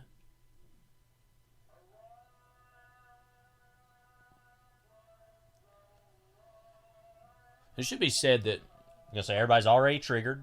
A lot of error lasts like 20-ish years, and they don't have a perfect track record themselves. But Warner Brothers is, frankly, one of the few studios that really wants to facilitate partnerships with certain talent and directors, most famously Clint Eastwood, but even like Ben Affleck. They've come a long just way a lot from of Jack Warner being like, "What is this Bonnie and Clyde thing?" Yeah, but they usually are one of the few studios that are willing to kind of take some more chances. Yeah. Then again, they could do a better job themselves, but I mean, all things considered, the movie's already so deeply serious it makes me want to laugh. For something. Again, I think we were kind of in a rush to get the intro finished.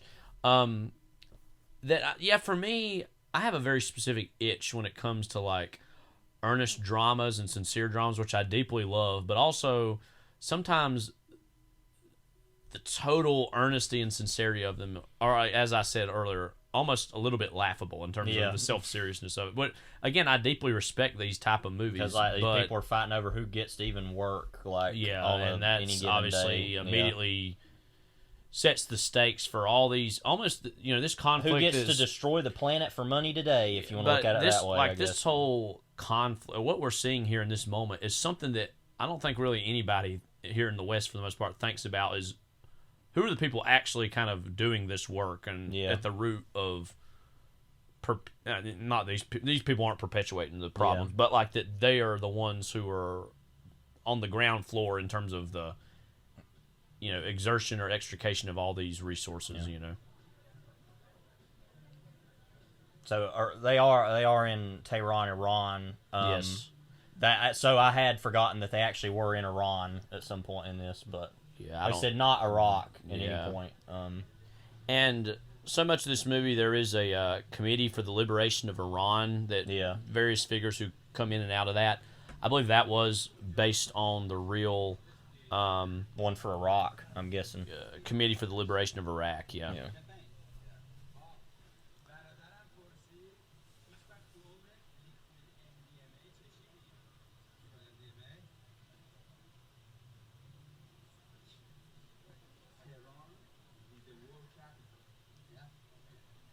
I mean, this does immediately set George Clooney to look quite a bit different. I kind of almost forget how different he looks for most of this movie than he normally is at this time. I love this whole scene. Like he's trying to act like, oh, I'm all hip. I'm cool. Like, CIA's cool, baby. Like, that's one thing we didn't mention. He has like the biggest kind of thing with him is he has this relationship with his son that we'll see through the movie later. That he's clearly not super close to and wants to try to make amends for that. And again, that's something I mentioned that fascinates me about this movie is that all these big things are happening in the foreground, but in the background of all these characters' lives are these very real, tangible problems. They don't really want to deal with either. That they kind of almost rather deal with something that's exponentially unsolvable than they would actually their own lives, you know. But contribute to the madness. Yeah. It's important to note this movie was supposedly shot in over 200 locations. That's massive. With 100 speaking parts. That's all a lot. Yeah. Nice of them to draw a little smiley face, you know. Yeah, I mean, you know.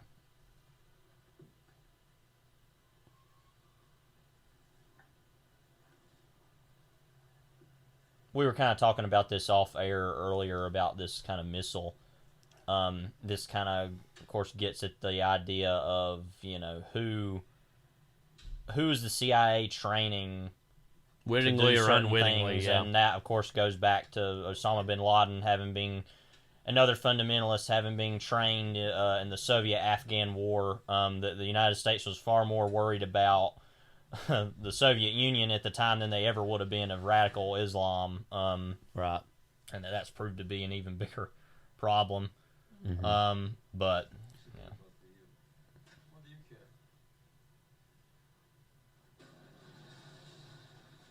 unfortunately, I don't think they found a DVD of Syriana at in Islamabad, Pakistan, in Bin Laden's safe house. You know? I'd have been interested to know what his takes on it were. You know? That look like, what's going on back there? I'm just gonna poke my head around. I'm gonna put my head in there. Y'all got any of that liquid MDA in there? Blow something up. Any of that liquid MDA in there? Yeah, George Clooney, a proud Kentuckian. It's a shame that Mail Call wasn't on TV at any point during this movie. You know?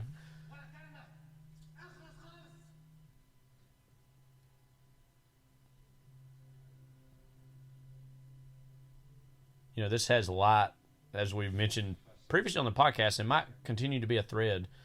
You know, like Chiwetel Ejiofor in 999 vibes of like, oh, you think you got the power, and then like, no. Turns out, not. As little Jacob once said in GTA 4, rocket launcher, boom! Like, you know. And he's just like, well, time to go. The special effects kind of funny. Like, okay. It's weird. Don't mind me. I'm just getting away. If you're already thinking, wait, what? Where are we? Yeah. Like, yeah. You're going to keep asking that question. So, so get used to it. Get over it. Bennett Holiday.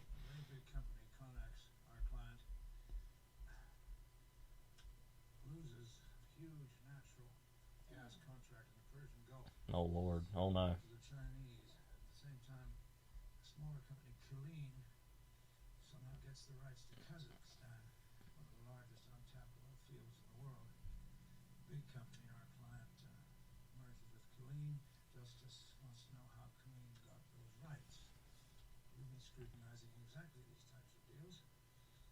Something to find, I expect you to get it before they do, and come straight to me. But don't make sure we're not implicated. Yeah, it's like, you know, whatever. Just like make sure that the deal gets done. Like, My firm, I have a flock of sheep who think they're lions. it's real Stephen Gaghan special there. You're a lion, everyone thinks is a sheep. That proves to be mostly true as well. What are you looking at, man? Here's the homie. Yeah.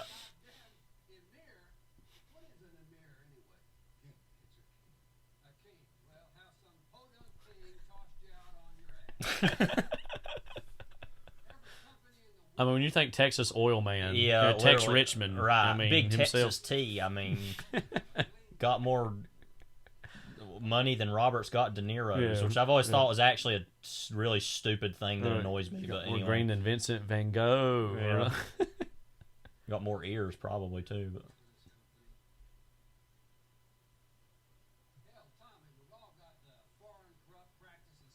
I mean, you think of like 2000s corporate boardroom. You think of Chris Cooper Yeah. not wearing a tie, like yelling about whatever. I mean, this is just I love this like catnip. Yeah, like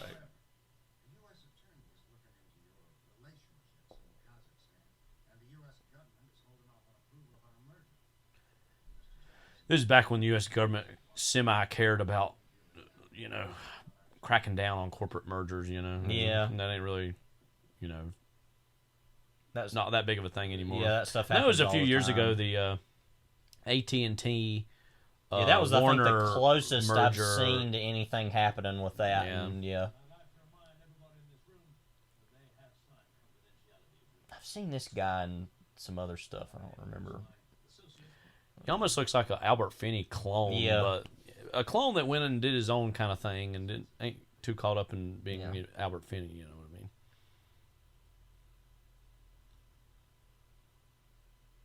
You may begin now.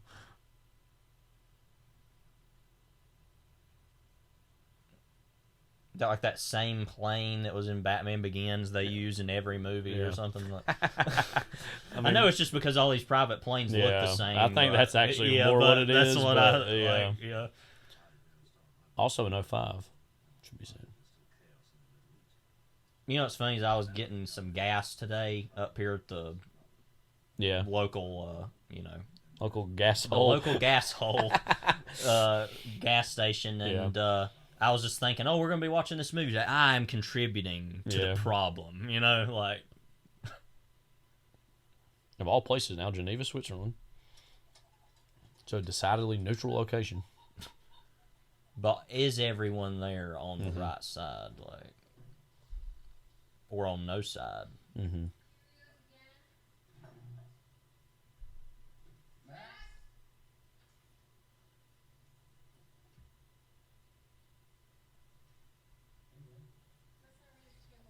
Oh, God forbid. Mm-hmm. Back when kids even wanted to read.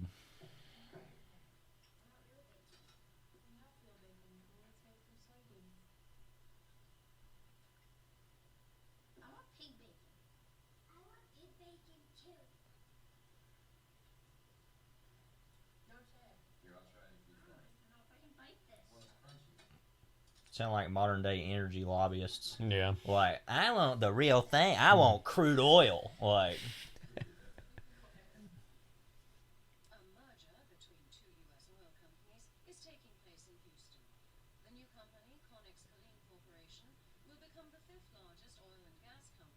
Oh, good for Oh, them. only 5, not Exxon or BP or whatever, you know. Oh, it affects 37,000 workers or whatever, you know.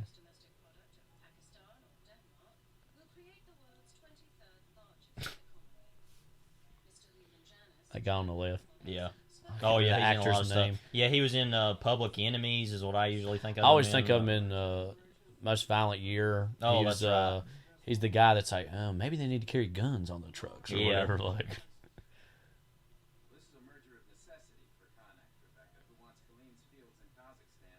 imagine what a boring life you have to live to like. Well, I'm not saying this stuff isn't important because Yeah. it obviously is because we're talking about this. Yeah. But like, to be someone who talks about all this stuff on TV, I just, oh my gosh. NBS, yeah. Mm-hmm.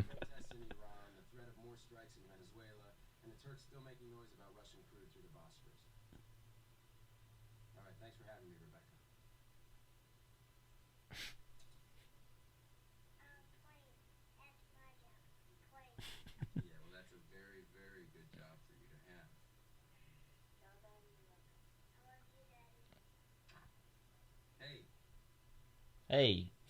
Oh. Oh!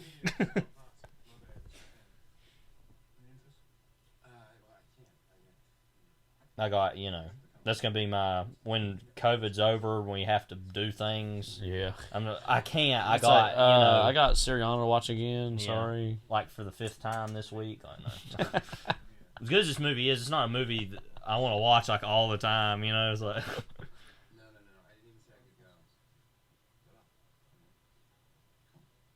Children with you. Beach, sauna, Marbella, Max, I love it. They do that. Sure you can. Besides, they love children. Lovely Rockefeller. Founded the University of Chicago. Okay. But I think there's other things. This does seem a little heavy-handed. It's like, Yeah. oh, John D. Rockefeller on the TV.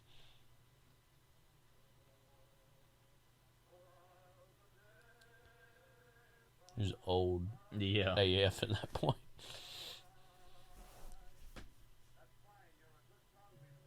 Was he though? I mean, no, he was that great. I think he was better at being America's Got Talent circa I think 1930, maybe. He was better at being a, you know, Ruthless businessman, ruthless leech, bloodsucker than anything. But you know, with all due respect, of course. Yeah, I mean, this is obviously going to be one of the major threads of the movie, as we mentioned. Yeah. What's this character's name? Wasim, I think. Like I said, who's a Pakistani migrant worker who's working in the Persian Gulf. Said that sadly common for a lot of people in the world that they have to move to these, you know, I mean, that happens a lot with people move to America and they send money back to their family and, you know, that sort of thing.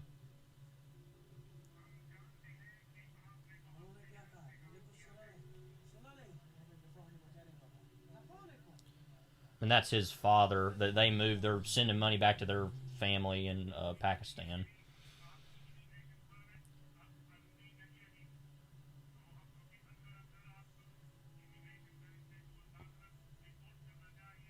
Obviously, I think more than any section of the movie, this really hits upon the direct effect that these mergers and things have actually on have, people, yeah, right? Because for everybody else, it's just kind of a game or like, oh, yeah. I mean, there are some direct consequences of things that happen, but with somebody like Jeffrey Wright, sure, he could lose his job or he could be ostracized for not helping out the system, but he's not going to have a direct lost this one job you had to have, you know, and this is all, and you're in a country that if you don't get another job, your visa is going to be rescinded and you're going to be deported back, like, right. You know, so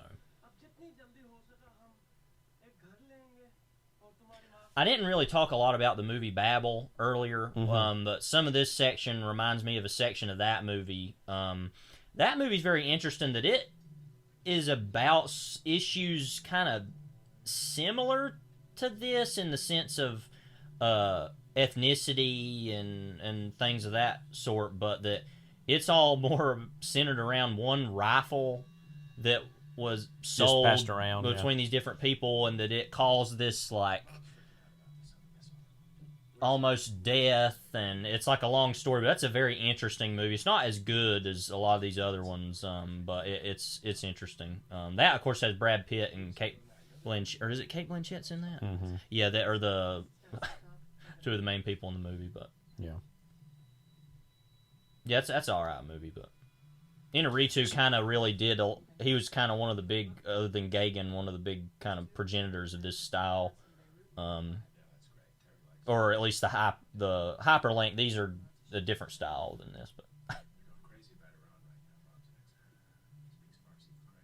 it's interesting too that at this particular moment that there was still all this anxiety about Iran, that we would go to war with Iran in the mid 2000s, and here we are still in 2021. Thankfully, have not yet gone to war. Well, a couple years ago, people are still so worried about the whole Iran nuclear deal and what that means, which is frankly something that doesn't particularly worry me, because the thing I worry about with nuclear weapons now, maybe this is I'm dumb for thinking this or something, but it's like, I don't really think so, is the only people I'm worried about getting certain things are like fundamentalist terrorist groups or like North Korea or people like that Iran is too plugged in to the to globalization to totally have that. Totally, that would be a threat to me, as it means that's just my opinion. But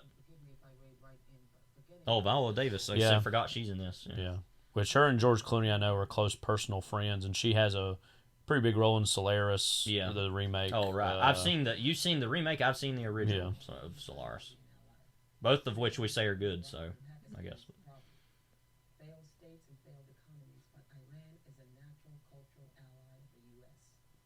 Persians do not want to go back to talk to the 8th century. I see students marching in the streets. I hear Katami making the right sounds. And what I'd like to know is, if we keep embargoing them on energy, then someday soon, are we going to have a nice, secular, pro-Western, pro-business government? And this is always the dynamic in these conversations. Like, we want them to be pro-Western and pro-democracy, but it's like, oh, but what if the democracy actually decides it doesn't want to do business with the U.S.? Right. It's like, oh, well, like Venezuela was a similar issue that they just didn't want to do business with the U.S. And oh my God, how dare you?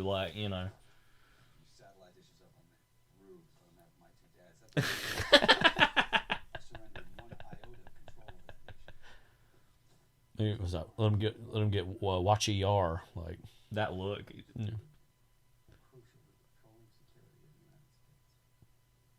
This scene kind of goes into what the title of the movie I want to talk about, of Syriana, referring to the idea of Pax Syriana, which is kind of a different take on Pax Romana, but this idea that Syria and some of these other countries, but specifically Syria, is integral to the we need to have a good relationship with Syria to control Lebanon or some of these other countries that are more radical in the region, that we kind of see these ways that we can control other countries to control others that benefits us in oil and other just regional disputes.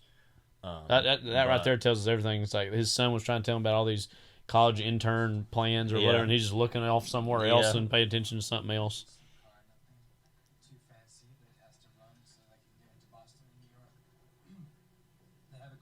It's like how their plates got there. Yeah. Pretentiousness, right? If there's anything pretentious in this movie, which there are, certainly. All the steps in the process. Well, his blood pressure is. Yeah, I know. You want some lunch with that salt there, buddy? Yeah. Like,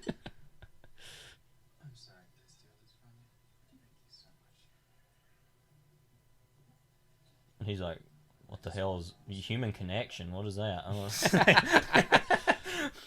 So, you want to get I want Cinemax and prom. Yeah. That's where the son's head's at.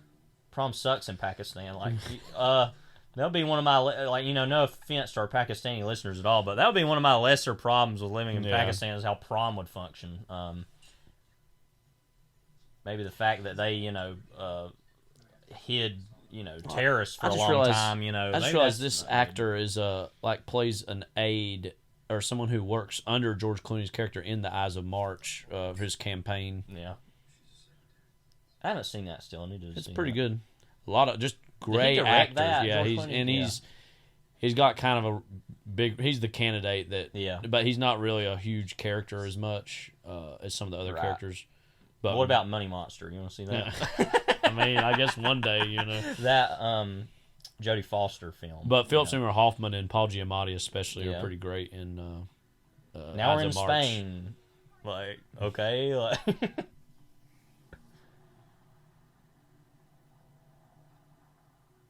So what is this, a Hitman game or something? Like, Lord. There probably are various hitmen or mercenaries just walking around. Yeah, this I'm place, sure. like, Yeah, no, I know. Yeah.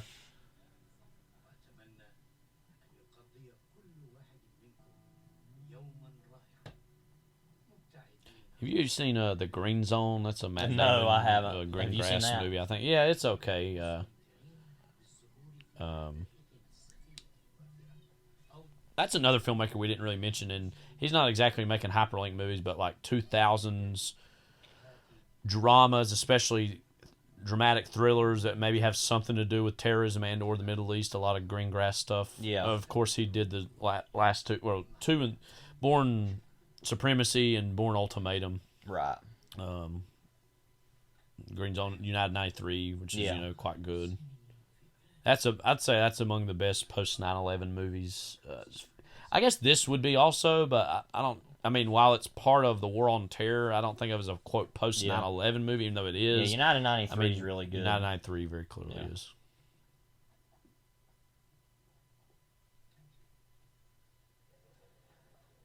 Of course, these are one of those kind of brother princes, and they're kind of fighting over who's going to be, the big cheese.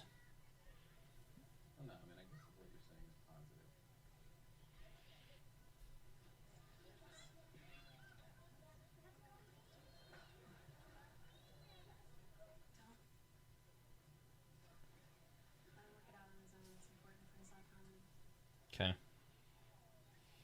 All right, Amanda Pete.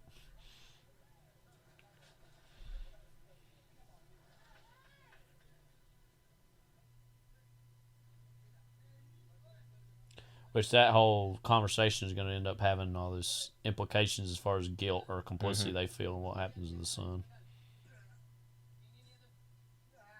Which ultimately neither of them are at fault in. If man is made in God's image, then God is deeply messed up. I think about that quote quite a bit.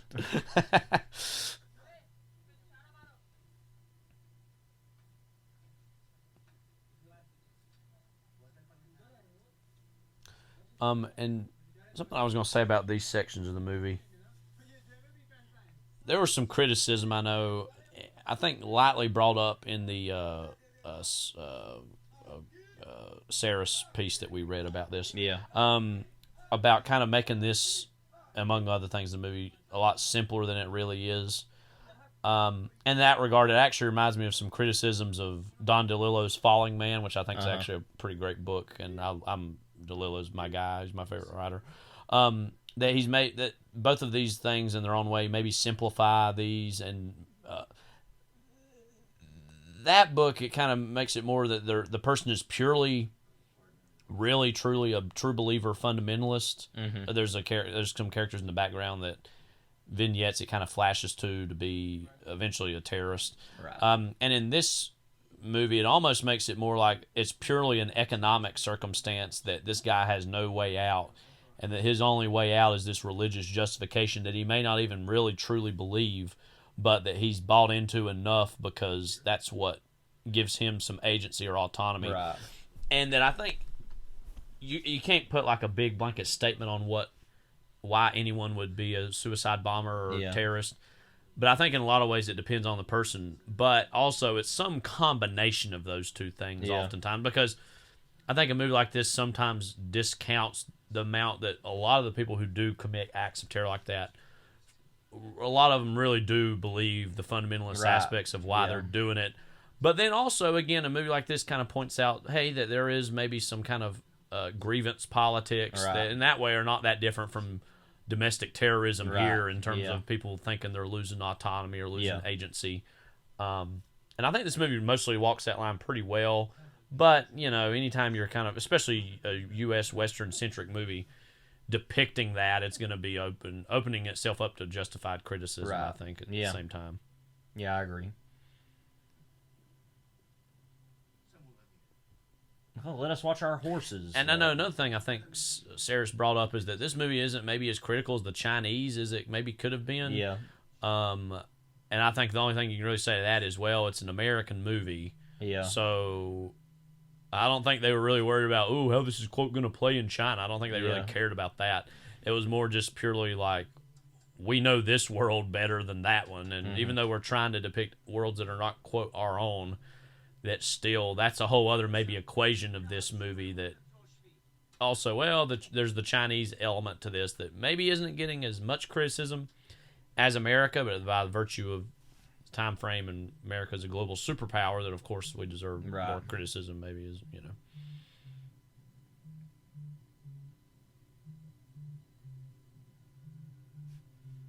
This score's always, it's almost memorable in its unmemorableness, like it's kind of this pulsating, like techno, like almost kind of just droll kind of sound. Yeah.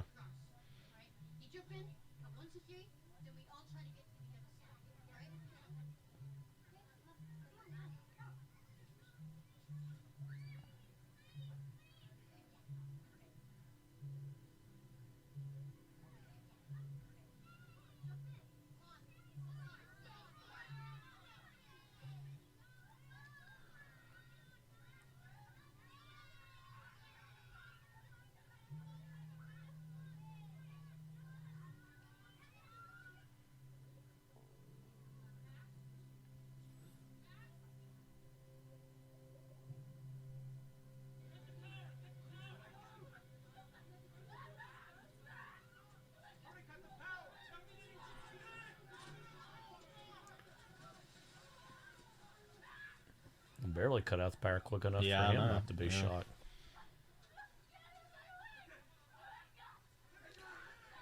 And I think for all the horrific things this movie's depicting, I think this is quite clearly the most obviously tragic element of it, because some of the other things are a little more abstract and not,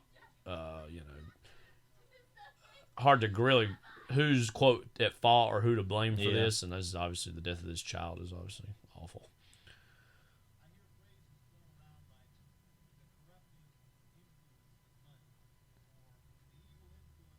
Again, here's the dad. Yeah. But he just totally is ignoring. Yeah. Like, I would honestly like to see a sidequel, not even really a sequel, but like all the movies that all the characters are at the periphery of the other stories, like what they're going through, what they're dealing with. Like maybe he wants to get in there and catch Springer for the day a little bit. Yeah. He's like, okay. Like, Tim Blake Nelson. TBN. The Tim Blake Network. That should be a cable channel. Yeah.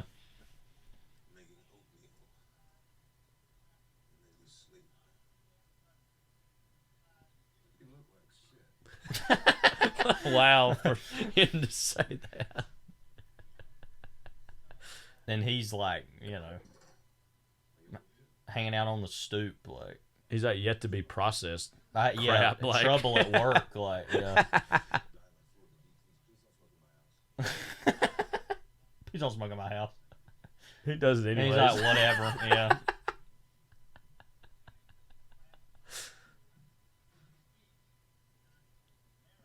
Neil said they're not even that many, but my favorite scenes in this movie are the scenes between these two. Yeah.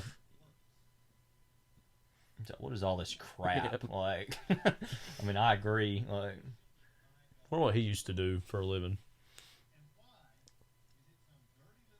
But he was a PE teacher. Yeah. He was drinking a little Jack Daniels on the job. Yeah. And, you're fired. Or and he's whatever. like, what? Like, that's not fair.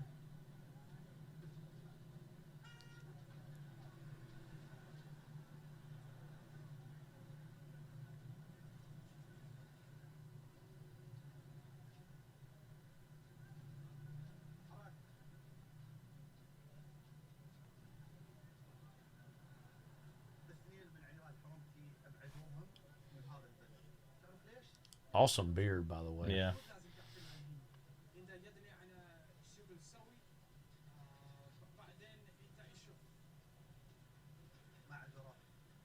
Looks like those like G.I. Joes that had beards, you know. Like, it's just like too perfect almost. Yeah. That's what they call those, like the kung fu. I don't remember what those were called. Who cares? Love how some of these are specific and some are like, the Persian Gulf. Like, yeah. I believe that's the Grapes of Wrath. I can't quite tell.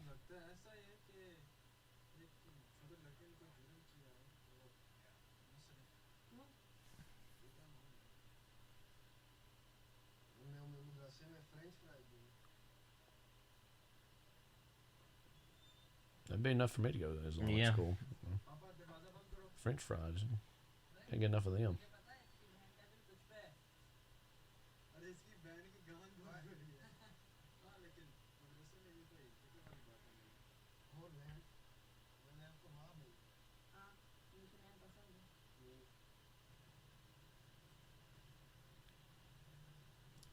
And I think one thing this movie does do right in terms of these younger men characters that are, some of them are going to get go down this path of fundamentalism, others don't, is that it's like that's not what every young man is going to do. You know what I mean? That very clearly certain ones make choices and other ones make other choices, you know. Right.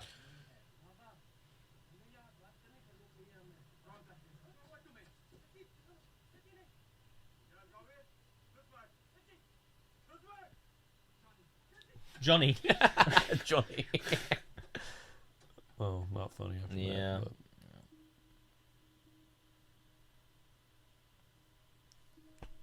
but that's what I'm saying. Is like this whole movie's. It's like it's got funny moments, but it's like very much like compounded by and then we follow that up with this funeral, like breathtaking earnestness. Yeah, like I mean, Johnny, and you can't help but relieve the tension by laughing. I mean, you know. Yeah, because unlike something like Waves, which was so in the emotionality of the characters, this kind of wants to have times where it wants to attach and then mostly detaches, which is this back and forth that is so tonally weird. It's like it just makes you laugh. It's weird. I don't know.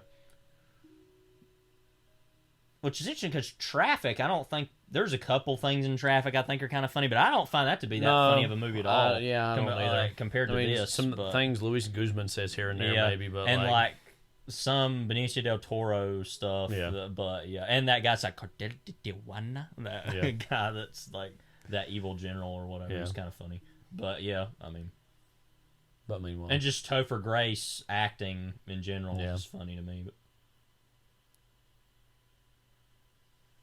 Topher Grace, he would have been interesting. Just throw him in a random role here.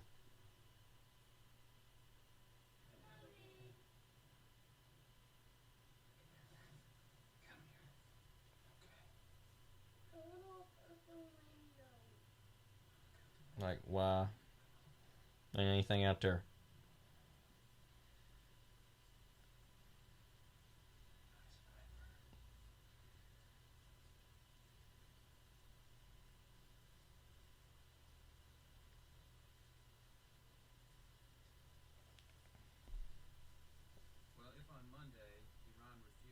Where does Matt Damon rank for you in terms of just like the last 20-ish years of movie stars? I don't want to exactly this to be construed the way I make it sound. I'm actually not as big of a fan of him as a lot of these other actors of this generation, like George Clooney, like Brad Pitt. Oh, those Ocean's leads, I generally like him, but he hasn't really been in a terrible amount of stuff the last few years. But I think him in the Ocean's movies, he's great. I think in this, he's pretty good. The Departed, I think but I think DiCaprio also part of that. I think DiCaprio is better in that movie than him, but he's still pretty good. I like him, but I'm actually not that crazy about Matt Damon as much as I don't. Yeah, I know The Martian came out a few years ago. For a lot of people, that was a huge movie. Liked him a lot. I like him pretty good. I think as far as it's impossible not to judge him against the other Ocean's leads. He's probably my number three out of Pitt and then Clooney. Yeah. But I think he's mostly made good choices. Yeah, I mean he's put good, himself yeah. out there to try to be in some different things. The Bourne movies are fine. Those first three anyway. Yeah.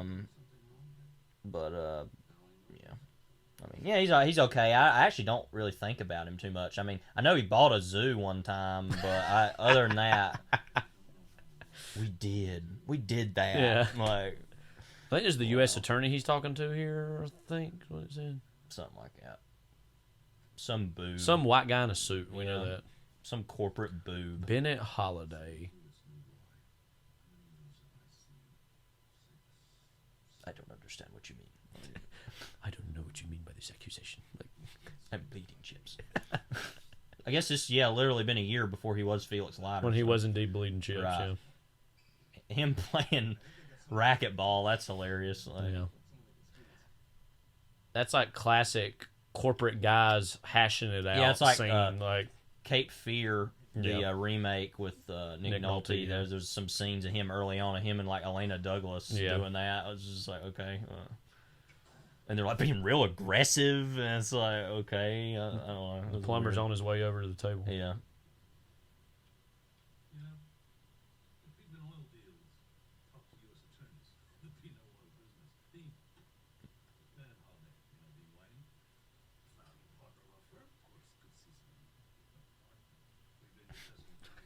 Okay.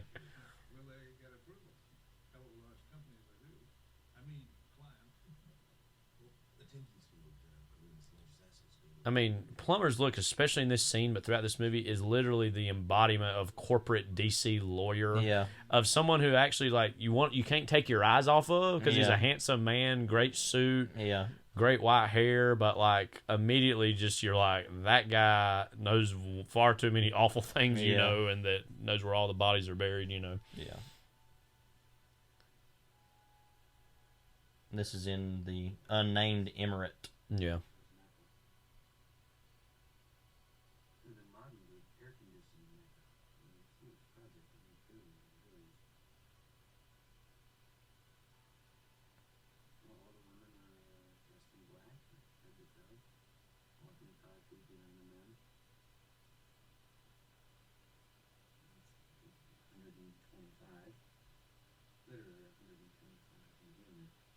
So Levi's weather update or heat check. Nope. This whole movie would be too hot. I know some desert locations where it's more dry, that it can be that many degrees or maybe a little lower. It doesn't quote feel the same level of heat as they human did say it was. environments. He did say it was. Yeah, humid, Also at night it gets cooler because that's just the way it is. But nope. Not for you. Nope. Yeah, the temperature range is a lot higher between night and day,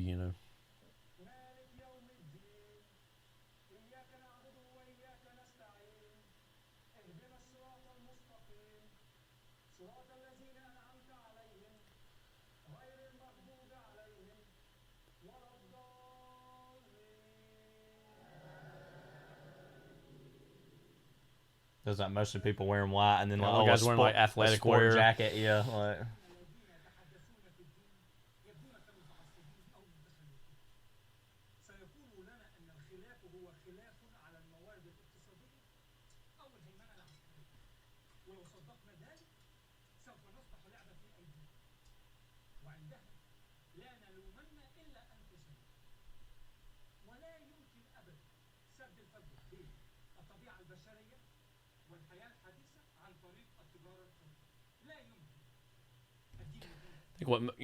I think another thing interesting too is with some of these sections is that it's not even that this school, this Islamic school, is perpetuating fundamentalists.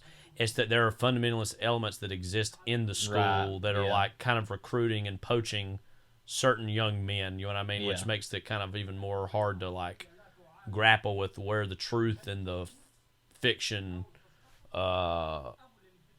the division between those things can be hard. Because I mean, you hear all this stuff this guy's saying is about all true in terms of basically talking about Western imperialism is like a problem and like that it's doing this and that, you know. But then here he is talking about liberal societies have failed, and he's talking about, you know, the West has failed, which he might be right in some regards, but it also is at the expense of human rights, certain basic human rights that we would agree to here in the West, you know. Right. So that's what makes this ideology, fundamentalist ideology, so hard to untangle, and I think that's why it was such a problem at the time after 9/11 that obviously people just wanted the easy answer and the easy. It's all good versus evil. These people are totally evil, and we're totally good, and you know, and like I said, that's why I think this movie just didn't connect.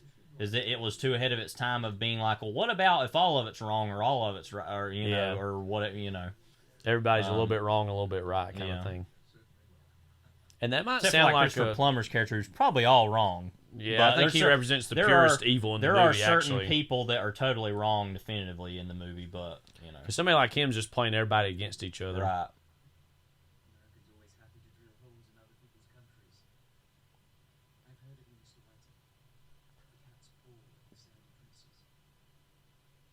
Oh yeah.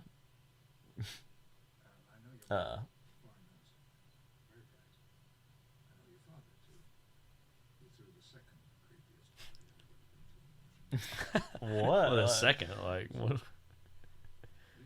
Was Epstein doing the first one? Yeah, probably, or Dick Cheney hanging around somewhere. Well, another thing that what we need to do here is get the party favors out of the kitchen. And which it should be said, you made a reference to it earlier. Vice. We're both pretty big fans of that movie. That.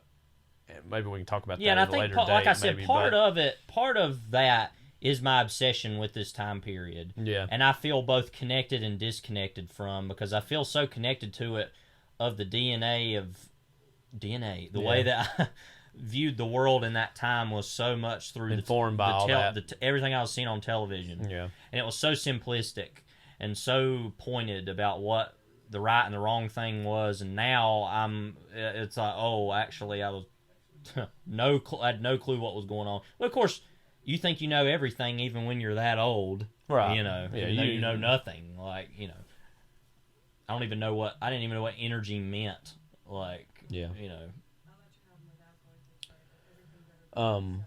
But I think also just appeal of Vice is Christian Bale just so great as an actor in general, but like that's another movie that plays with comedy and drama, of course, from Adam McKay, who's of course mostly known for Anchorman and a lot of comedies he's done. But the elements of some of that performance really straddle between comedy and drama in terms of like the way he does his chin, and you know, just the impressionist aspects of it versus like where it's very clearly taking issue with the man or the moment or, you know, all that circumstances.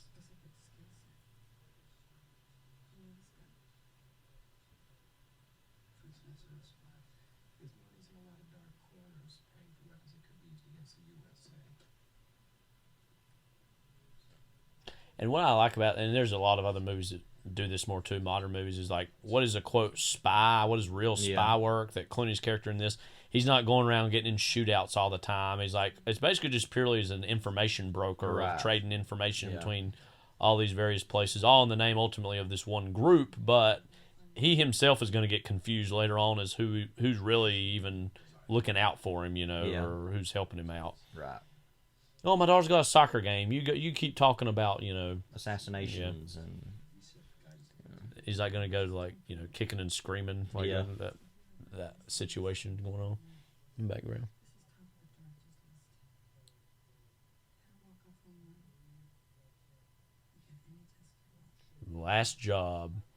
One last job, basically, you know. We ought to have known then that it was all spelled for disaster. Spoiler alert. If you've seen the trailer, which it's like, it already kind of almost spoils it.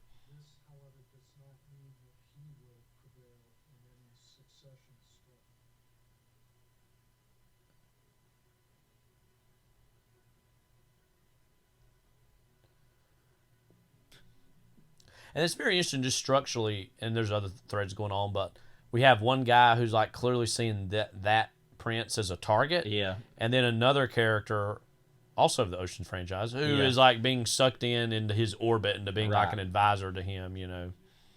It kind of automatically sets us on a ticking clock, or like realizing that there's two trains going high speed, but there's only one track and they're both going from various directions heading to the same point, you know.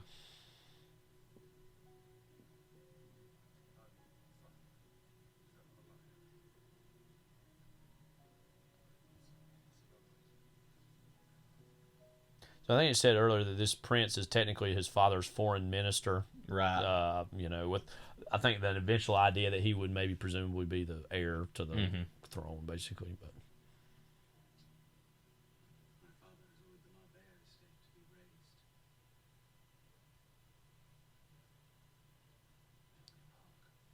is that cool? So what? Looking like Cyclops or something with them glasses. Well, let's go hang out and fly the bird, like. Yeah.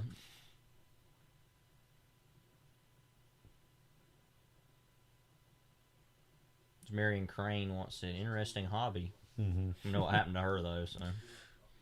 R.I.P.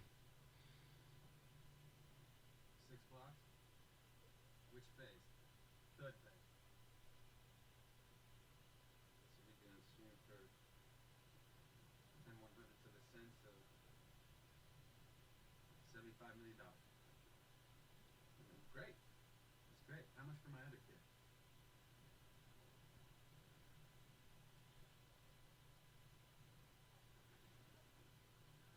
You know, if I were your economic advisor, I'd tell you that that's not the stupidest thing, financially speaking, that you've ever done, but probably just the dumbest thing you'll do today. Probably. But why would you need an economic advisor? 20 years ago, you had the highest GNP in the world. Today, you're tied with Albania. So, good work. This is the Prince's roast right here. Yeah. Second-hand goods, followed closely by dates, for which you lose 5 cents a pound. You want to know what the business world thinks of you? We think 100 years ago you were living out here in tents in the desert, chopping each other's heads off, and that's exactly where you're going to be in another 100. So, yes, on behalf of my firm, I accept your money. Thank you. Fine. I'll have the funds transferred to your firm immediately. Great. And I'll give you another $100 million for the other.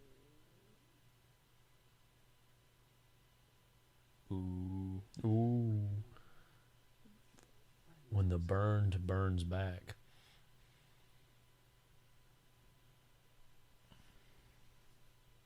All right, you want an idea? Here's an idea. Okay. There's the Eurasian Triangle. Whatever that means. You're on it there. Now, for years, you've been selling your oil, sticking it on ships, and watching as it sails away around Africa to there. Okay, now pretend for a second that he possesses uranium pipeline capacity. That's your route, right there, overland through Iran. You hook up with these pipes here, you commoditize it, you control it, you take it right to the doorstep of every home in Europe. I just doubled your profit. I think that's a pretty good idea.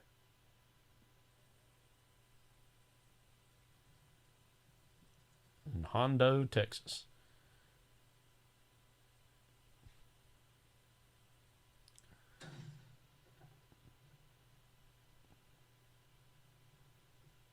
My granddaddy was a wildcatter, same as my daddy. That's how I got my start.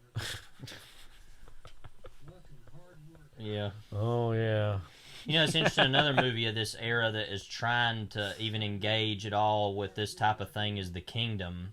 Oh, I forget about that movie all the time, but that's actually not all that good, not all that bad either. Which that describes most. Oh God, who's that director? Peter Bergman. Yeah, Peter Berg. Yeah. Describes a lot of his movies. Like, yeah, funny thing about that movie is if you want to tell how to feel about that movie, literally the opening is like towards the beginning. Kyle Chandler gets blown up in the first like few minutes, and he's dead, and it's like, so you wasted Kyle Chandler. Good on you, you know. And it's like, oh well, there goes the movie, you know. Like, and even the climax, which is pretty good in that movie, or is like a big shootout at the end, is over, you know, saving Patrick Bateman, or not Patrick Bateman. What's his name? Jason Bateman. Jason Bateman. Patrick Bateman, I guess, is the American Psycho. American Psycho. Yeah. Well, who cares if I get those confused? Yeah, the Jason Bateman characters. Oh, we need to save him. Like, I mean, no offense to Jason Bateman, but we need to observe. Like, Yeah. Is Bill Hurt.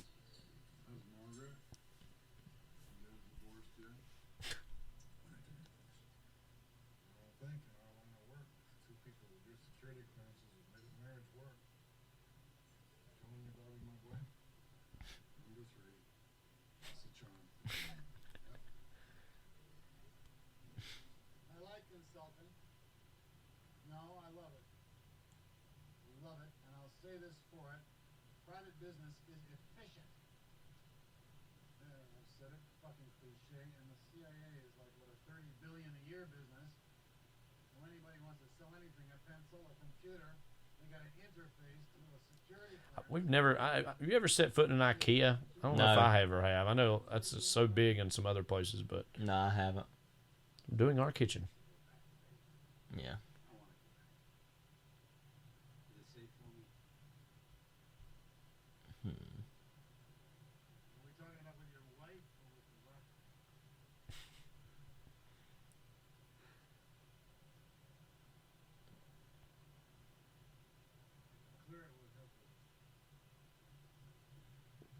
Well, they're in a parking lot talking about this like that, being a thing. Meanwhile, I guess he's just there all of a sudden. Yeah. Hezbollah controlled suburb. Yeah.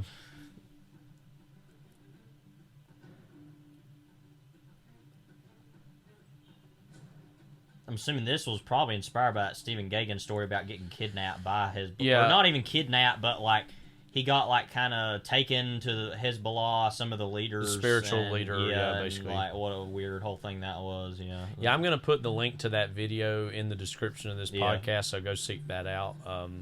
But he was like, "Oh yeah, I'll go do that," and how dangerous that even was. And nothing happened to him, but easily could have. I mean, maybe they put a gun to his head and said, "You will do Doolittle," eventually, and that's why it all happened.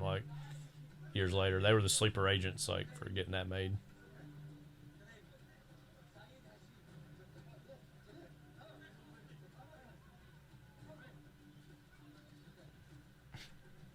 That guy's like, The guy's got a big mole or something on his head.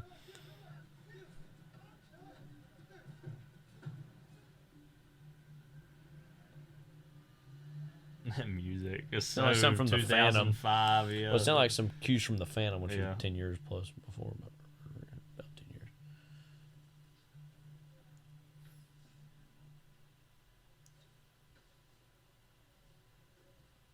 Some of this also reminds me of Mal 2, the DeLillo book. Yeah. As well. I was very much concerned with that, I guess, late 80s, early 90s era of Beirut issues and all that. Whatever that whole thing was. Yeah, I need to learn more about that. Yeah, I don't actually really know a whole lot about it, to be honest with you. But go read Mal 2. Yeah.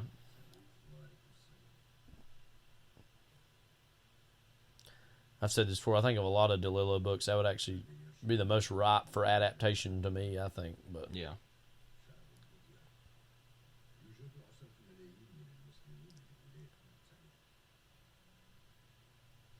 This is almost also ripped from the Gaghan story that he told. Saying, yeah, I'd forgotten this was even a scene in a movie.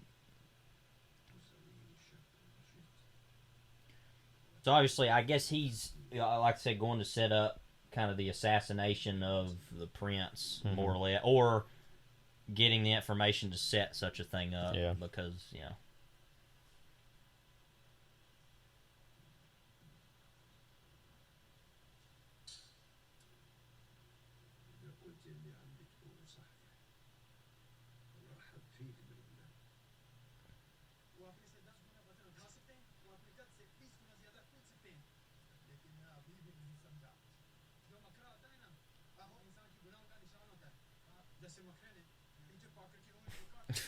okay.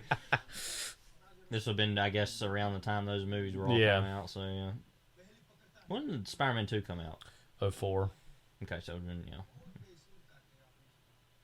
but I guess Spider-Man 1 came out in 2002. 02, 04, and then 07 for the third one. Yeah, I remember 07. They had an extra year to work on that one, and it didn't end up working out for them. Matter of fact, I was talking to my good friend Ryan from college on the phone the other day about Spider-Man 3. Just like, yeah, what a terrible movie that is. Yeah, there's a lot of defenders of it now, but not good. I remember we were watching that last time. Me and you would have both seen it at some point. And there's that moment towards the end when he's gonna go fight Venom or Sandman or something, and he like jumps in front of an American flag, and it's like I remember we both just burst out laughing. It was just like, wow, you know. Anyway.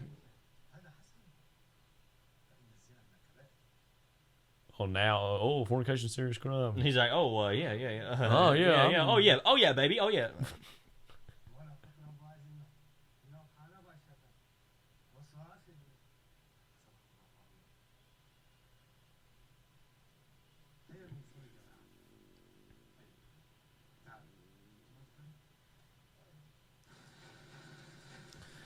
Mark Strong incoming here. Yeah.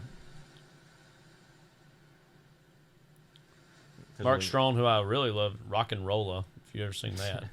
I haven't actually seen that. We need to watch that sometime soon. It's all right. I'm not a huge Guy Ritchie fan, but I don't really hate him either. That's the only Guy Ritchie movie I've ever seen is Man from U.N.C.L.E. That's quite good. That's among the higher end of his movies.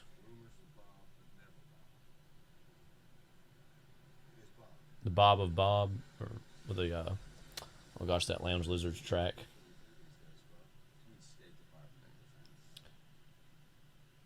No, yeah. Oh yeah. Don't mind me. Go. Bob the Bob's what it is. Yeah.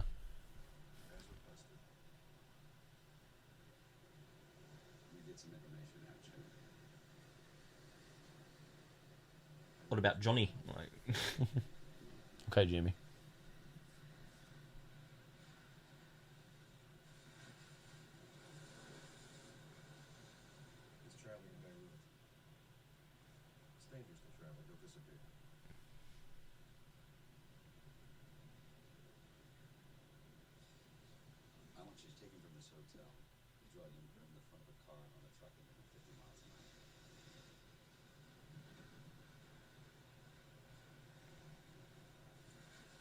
Conservative enough speed.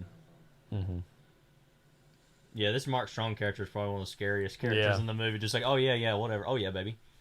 We'll assassinate, whatever. Like a current event that this actually, I feel so dumb. I only just remembered like a day or so ago before we were going to do this was the assassination of that journalist by the Saudi Arabians. Happened and that's kind of still ongoing as far as what the consequences of that are.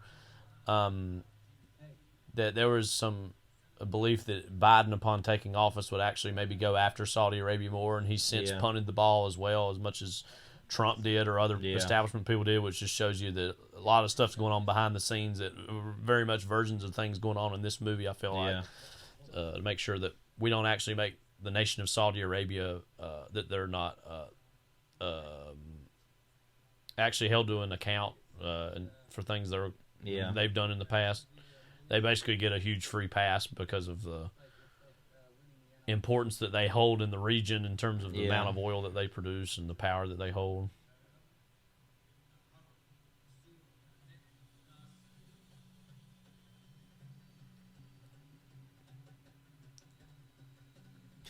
Music.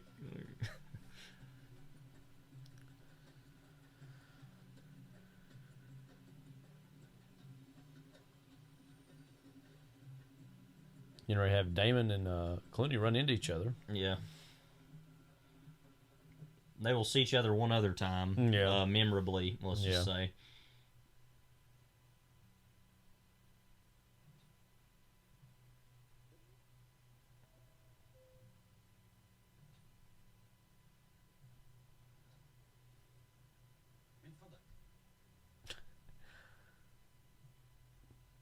Okay. It's impressive they were able to get that camera without being seen. Yeah. You know, that's always hard to do.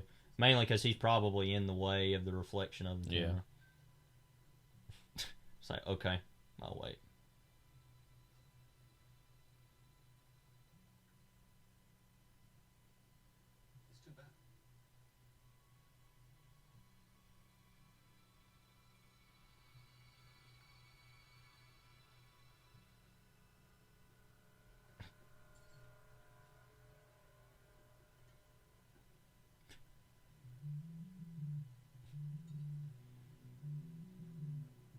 Things are in motion. Yeah. Vibes. Oh, that salt. Him and this salt, I swear, like. I've never noticed that before. Yeah. No wonder he's like a little on the heftier side. Yeah. All this, and all that salt. Jeez. It's like he just woke up from his salt coma. Coma. He's just like, wait, what? Where'd everybody go?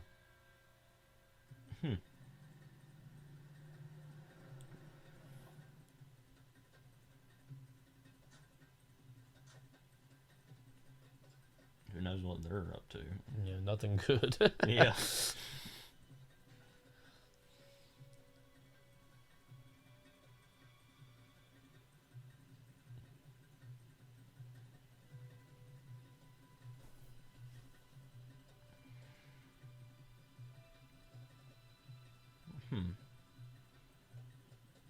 You gonna go find a bookstore or something? Yeah.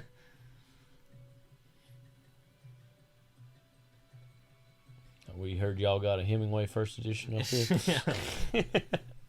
In Arabic. Like, yeah. See, I'm collecting all the languages. Like, yeah. So, oh yeah, everything's going to plan.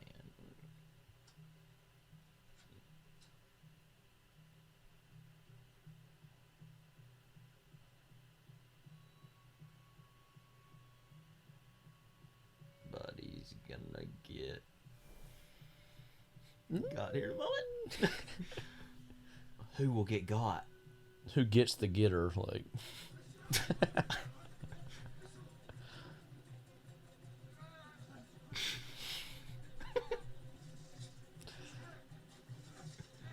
Like, goes to Beirut once. Yeah. Like, well, we've been there in the past, it should be said, but... Well, this will be the last time, I think.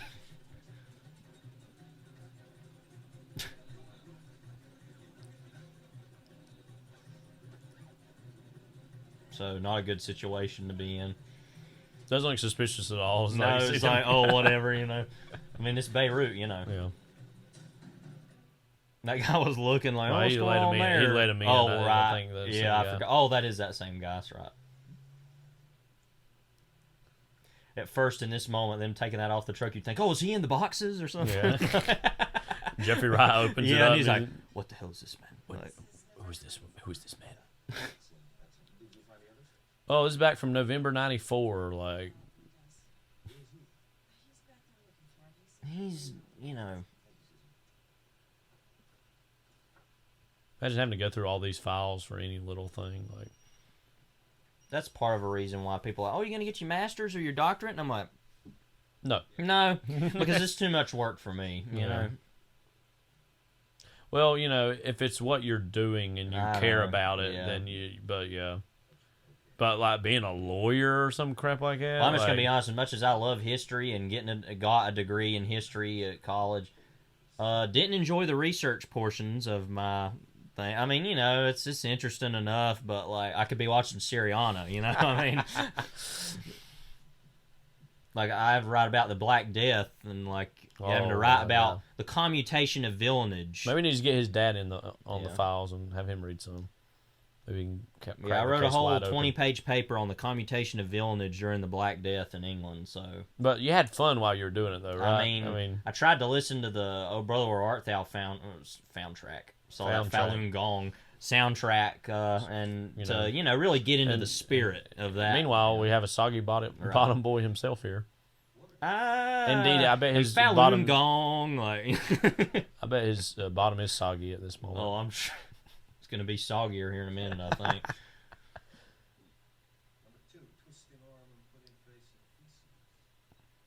Okay. Oh, so he screwed him, yeah. I don't remember what the whole point of all this is, but it's like everybody is... Everybody hurts. Yeah, I mean, second deal we're doing here, Everybody Hurts podcast.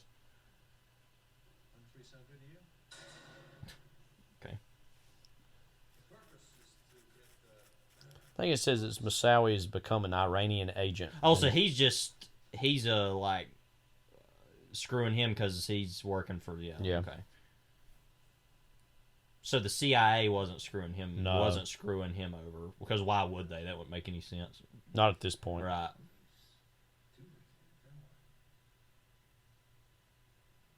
This isn't fun.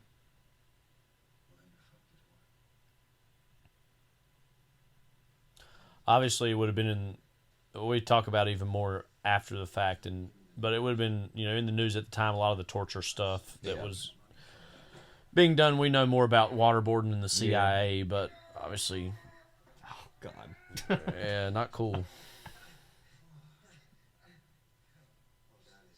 Yeah, I'd say.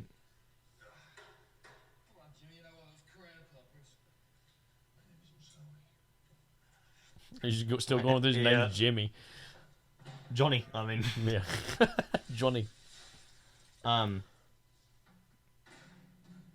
Sadly, the youth of today probably only know about the worst effects of torture. Okay. 1, 2, 3, 4, 5 in the sentence. Through GTA 5, which of course was controversial at the time. I think is even more controversial now, probably, that was even a thing that happened.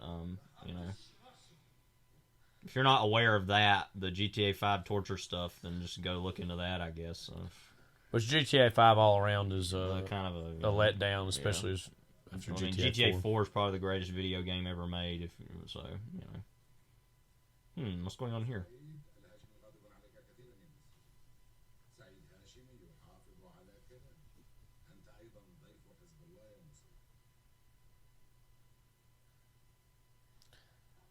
That's another thing is too. I think. Do you think that this torture was sterile? By the way, probably not. I don't think so. Yeah.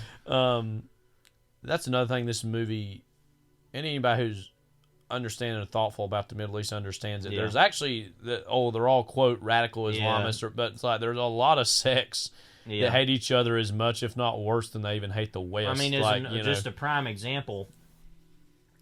In general, of course, the Sunni Muslims are less radical than the Shiite Muslims.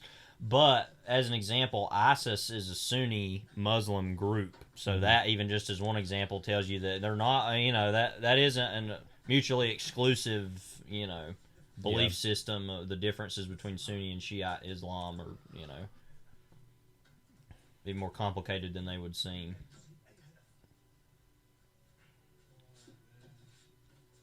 And of course, that goes to the point of this movie and the what the kind of the issues of the 2000s American beliefs were, is that we had no nuance about anything that was going on. And those who were nuanced knew better, and they did it anyway. So that's because they. Very famously, George W. Bush framed all this in a good versus evil paradigm. He very famously said he referred to kind of a new axis of evil in the 2000s, and he very clearly, explicitly said you're either with us or you're with the terrorists. So it's like us versus them purely, which almost no conflicts in world history are ever that simple. Most are way more nuanced than that.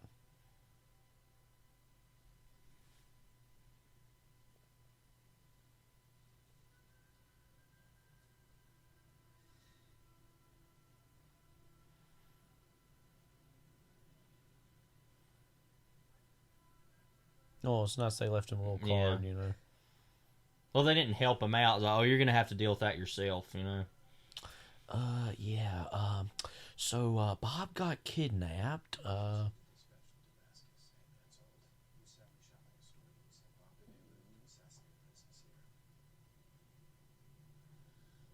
That's the whole thing. They're going to isolate themselves from Bob to try to, make it look like a save face for them, like. Practical answer is no. Not before he goes into another mosque or a newspaper and the story gains traction, no. Does he have Bob's name? Not his real name, but Messiah's been shopping photos of them doing the deal long land. These photos of Bob being held. I mean, we're lucky this guy is alive. The whole contact was a setup. Sally now apparently works with Ron. First he tortures our guy, then he peddles the CIA connection. Put some space between us and Bob. Bob has a long history of entrepreneurship. If you heard that sound, that was not a motorcycle. That was my stomach. this week. This is actually the first mention of 9/11. It should be said in the movie. They mentioned Bin Laden earlier. That's true. But, yeah.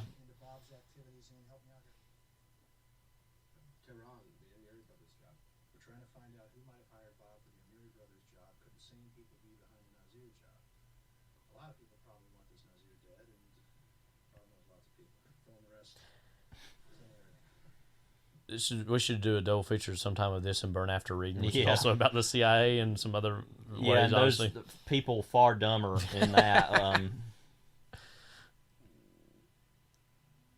Yeah, sorry, we're going to have to badmouth. You can get to go to Walter Reed, though,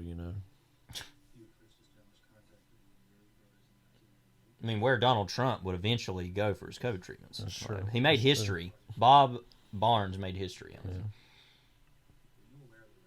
RZA? The RZA?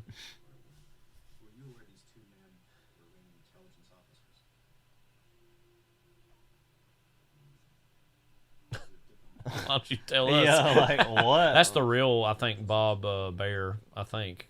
I'm pretty Was sure. it? Yeah, I've seen him before. Yeah, that's him. Yeah.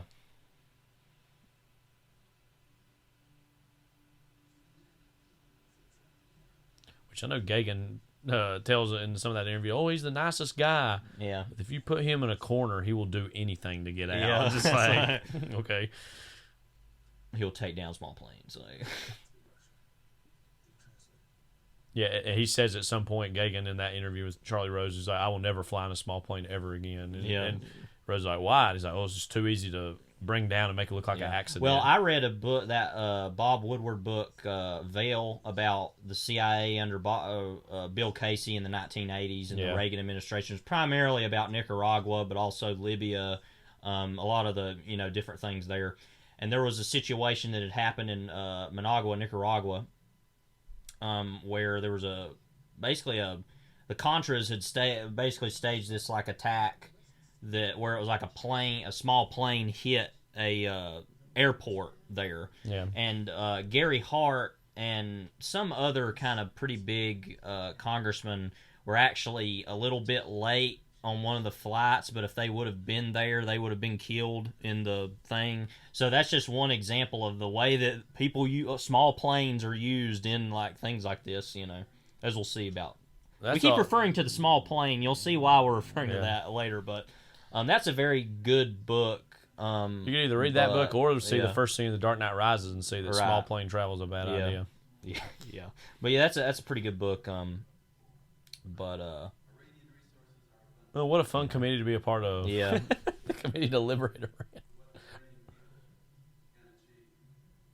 Well, like they really care about the Iranian people, No, that's what I'm saying. Is like, I mean, sure, the Iraqis despised Saddam, and that Saddam was somebody that didn't need to be in power and blah blah blah. But I mean, really, it's like, what were we really doing that for ultimately? I mean, we had wanted him out of there since the Gulf War anyway, and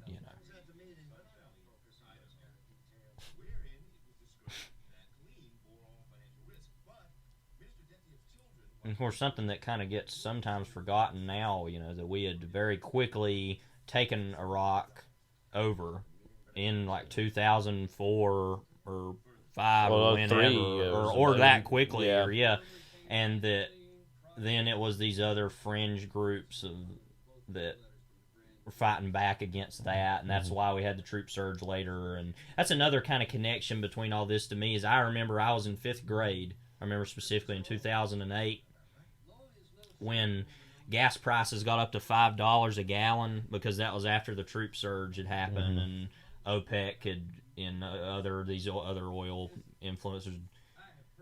Wait, I want to see what I had to say here.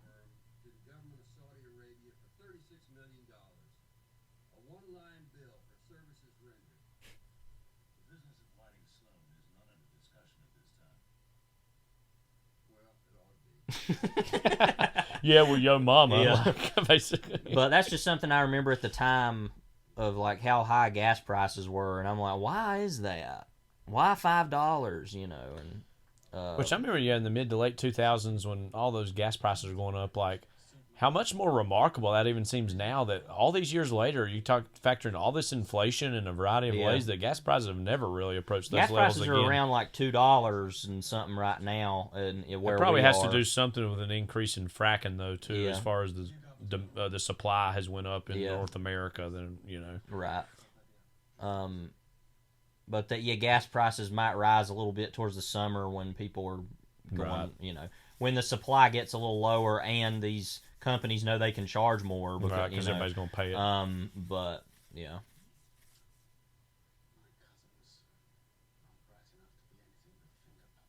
But that's something I remember very definitively about 2008 is how high gas prices were, and wondering why is that, and not understanding that, and that was obviously also in the midst of the recession, Right, and that's true, yeah, too. But I think that would have been a little bit before that, maybe though, when that really hit. But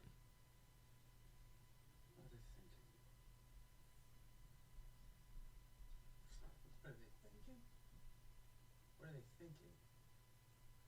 They're thinking that it's running out. It's running out. And 90% of what's left is in the Middle East. And one of them's Irish.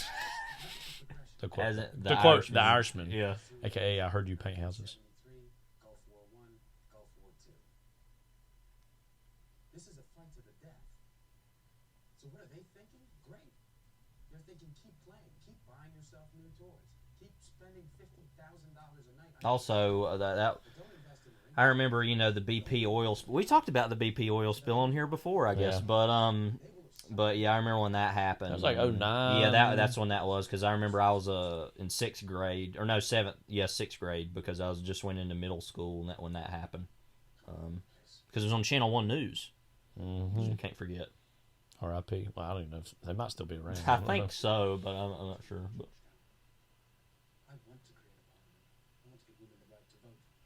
Oh my God. God forbid we have human rights.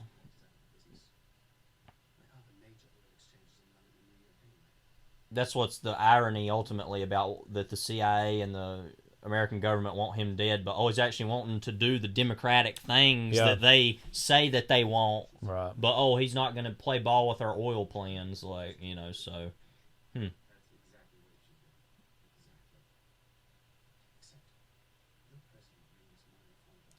Hey, I got unemployment in Texas, Kansas, and Washington State. It's fuzzy math.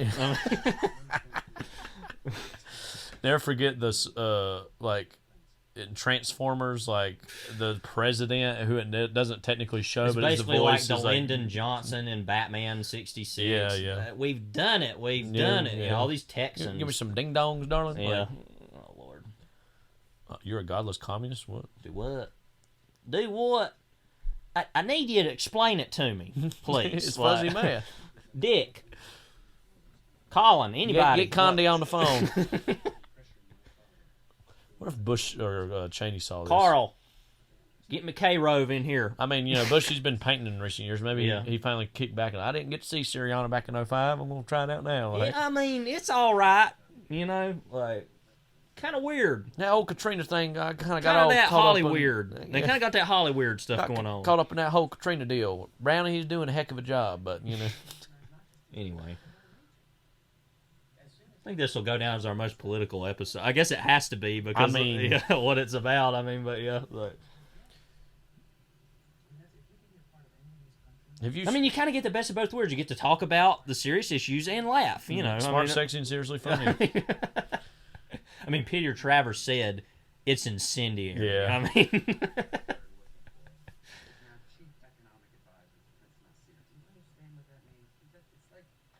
no, frankly, I don't either.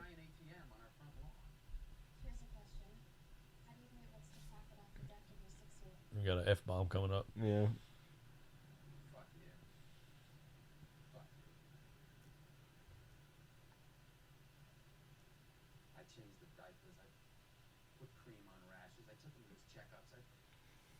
Cared about every fucking percentile.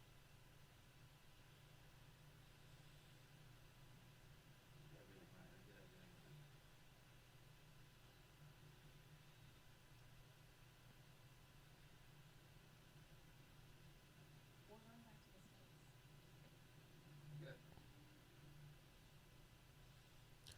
Random another movie this could be double feature with would be Little Children, which has nothing I to do haven't with seen politics that, but, really yeah. at all, but based on the Tom Perrotta book, which Yeah. is quite good, and I quite like the movie. I've only seen the movie once years ago, but it left an immediate impression on me, and that's quite good as far as like 2000s domestic drama. Yeah. Kate Winslet really good in that. As Patrick Wilson. Jackie Earl Haley. Deadbeat dad. Literally just leaving him. Yeah. I mean, that's literally the image of deadbeat dad. I mean, like, sitting like that on the, you know. Dude, we're laughing, and all of a sudden it's like, oh, suicide bomber I mean, message. that's Syriana. I mean, that's Syriana in a nutshell. That's chaos theory.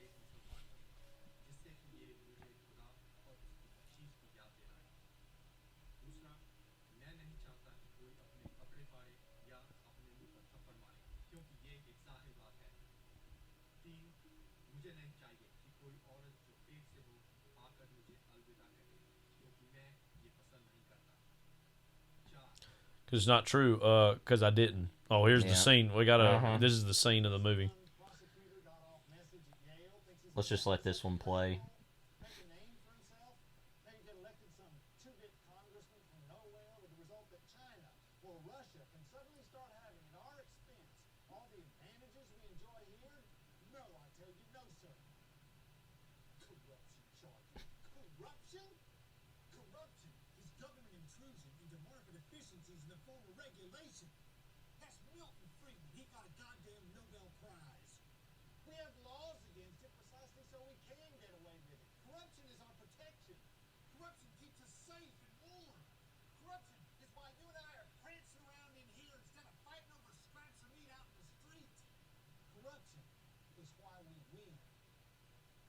I mean, he's like, how'd it go? Well, it's like maybe save that for the defense. You Yeah. know, like or save for your defense attorneys. You can trot that out.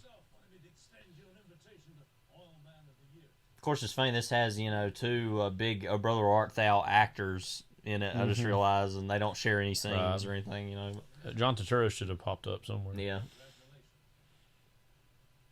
he could have been like one of the good friends of Chris Cooper or something. Yeah, and I think like basically the firm is happy because we got our fall guy, and then he's gonna take heat, and that's gonna take the Tim Blake Nelson character. That's like he's gonna be the guy that we quote sacrificed to make this happen. He's got these, because earlier we it was glazed over. They were talking about that he had basically set up, I think, some ministers of Kazakhstan's kids in some nice private school based on some shell companies that they had created. And that was to their profit off of, that was their offering so that they could get that land Yeah. for the oil drilling rights. Yeah. But it's like, okay, so that's illegal, but we'll still go through with the whole thing. It's like that's chaos theory. Well, another great scene here. Mm-hmm. I think we quote this so much. I don't even. I feel like we're in the top 1 percentile of Syriana fans, anyways. Guess. So You especially, and I'm a pretty big fan of it, but you like it even more than I do. But yeah.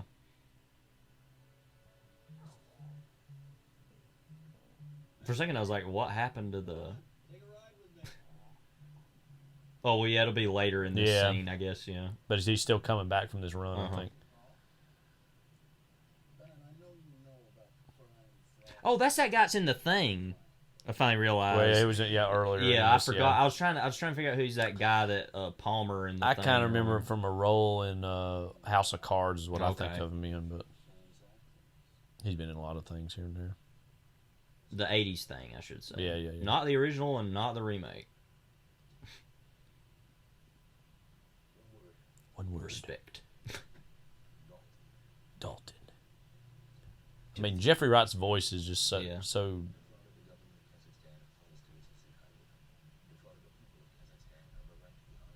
Big moment for Kazakhstan, by the way, in mid-2000s. Yeah, I know. Yeah. Borat. They're probably pretty unhappy with all their various representations, I'm sure. Well, they just need to have some freedom fries and get over it.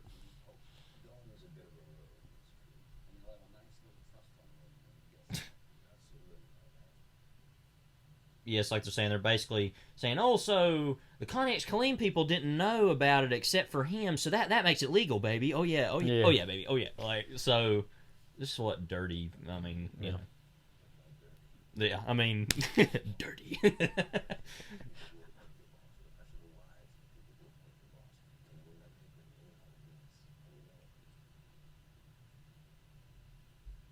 So obviously, this U.S. attorney's like parsing whether or not this is enough, or he just yeah. Well, and all this is the context through which he's dropped off to see his dad. Like, I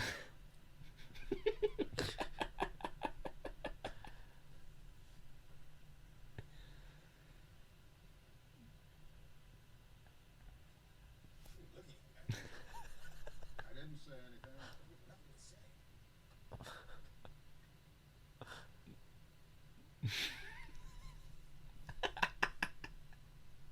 I just love how utterly disconnected. This goodbye, yeah, great parting words. Yeah. But what I just love so much is how utterly disconnected his dad is from all of this. But he's just shown up and just being a total a-hole. Like, what are you looking at, man? I didn't say anything. You got nothing to say. And kind of part of me wishes that like almost the whole movie was these scenes, but it's like. It's a lot like the I don't know. We'll do this movie eventually. The American Friend, the scenes between Nicholas Ray and Dennis Hopper, that are so pure and so great, and they don't really have anything to do with what's going on. Or the bigger plot of the movie at all. And you wish there were more, but then you're like, audited. Really, like, hold up from the counselor, which we'll probably do that eventually. That's a not good movie, but but you kind of wish. I wish there was more of that. But it's the scarcity. Wait, just really listen to the soundtrack here. They got the music and that. Yeah. Like, but the scarcity of them makes them more powerful. You know what I mean? Than not having as many scenes. Oh, they're happening to all of us. Oh my God! I have to get out. Go. Oh, another great scene. Coming up here. I think this is that scene. Isn't it? Yeah. He's confronting the guy when he's coming to see his kids and getting out, or just coming home. Yeah.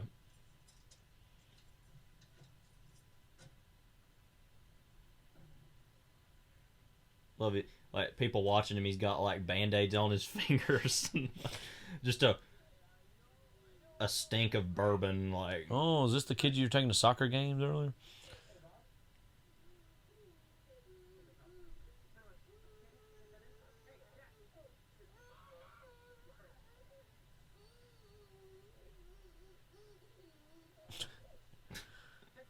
reminds me of some scenes in Michael Clayton, like, of, hanging out with the family, like.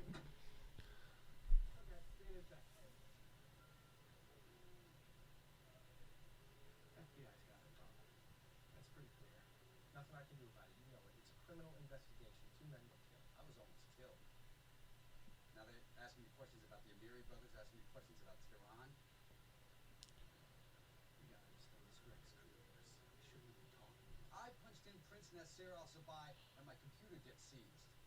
Now, where did that job come from? Where did the Nasir job come from? I'm advising you to be calm. Why am I being investigated? I mean, in this town, you're innocent until you're investigated. We'll later learn.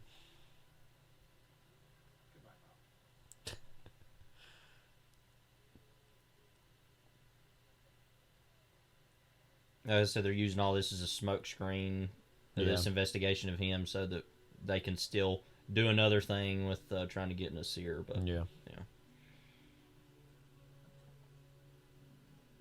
that's the way the CIA works, you know. It's like, oh well, screw one of our own guys so we can, get the thing done.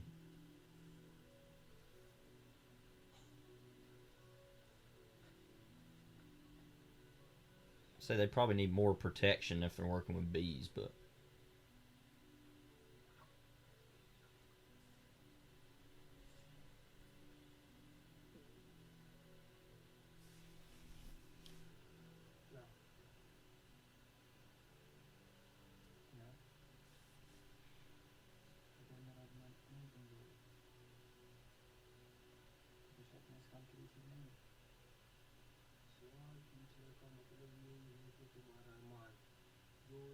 So now all of a sudden he's a religious scholar.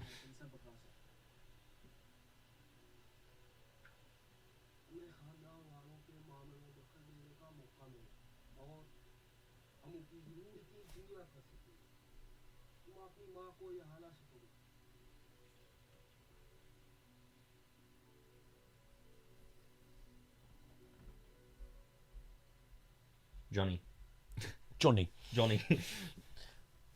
Johnny Cage, Johnny Quest, like all the Johnnies.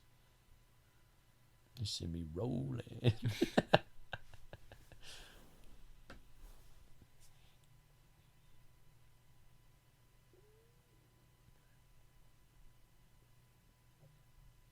Please, I'm gonna demote you.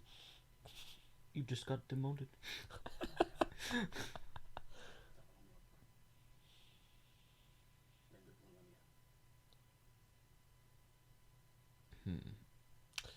Well,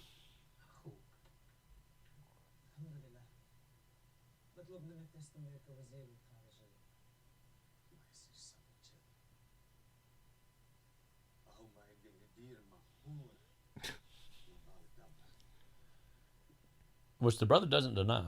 Yeah. I like Europe. I like Europe. Okay. I can't believe it's not Europe.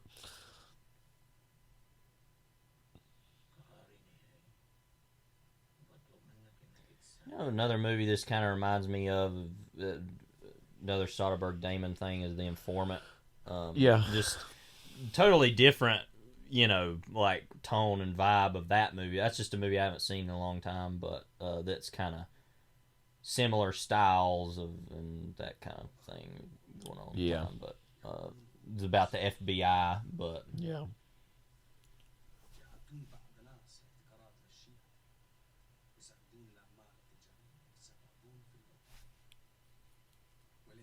Probably one of Matt Damon's best performances. I think it is, yeah. Also, I mentioned it earlier with regards to hyperlink cinema. I'd say Contagion's also one of his best gotten to performances. see that yet. And it's funny because I've really been it's one of the movies I haven't been putting off for any Well, reason for years. But it's like I was getting close. Oh, I'd like to watch that, and then COVID happened. I'm like, I think I'm fine. I know a lot of people were using that as an excuse to either watch it or rewatch Right. it, or watch for the first time or rewatch it. But I think I've only seen the whole thing when it first came out in 2011. I remember that was the first movie I remember as a freshman in college going to see. It was new, I remember.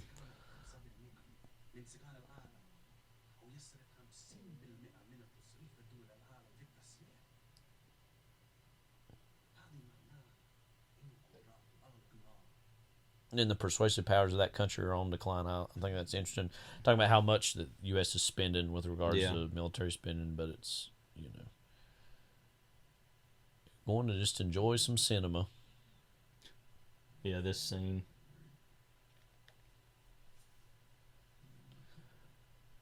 I wonder if they're watching the same movie. That "Would You Come Down From Here" movie from Burn After Reading. Yeah. First you say you can't commit. Yeah. Who's always a pimp like?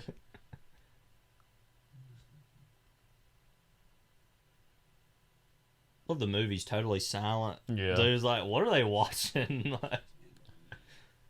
Maybe it's the movie Nicholson seeing in The Departed. I mean, I don't know. Yeah.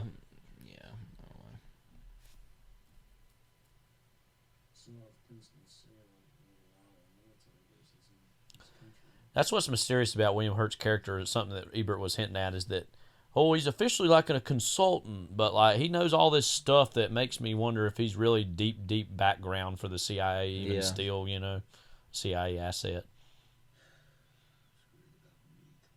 Or even if he's not, he's still so plugged in. Right. Yeah.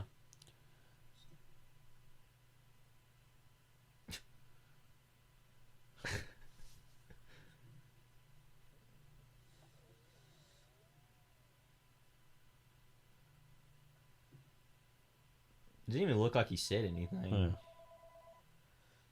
Oh, here we Lord. go. Yeah, this is the part of the movie right here. Yeah.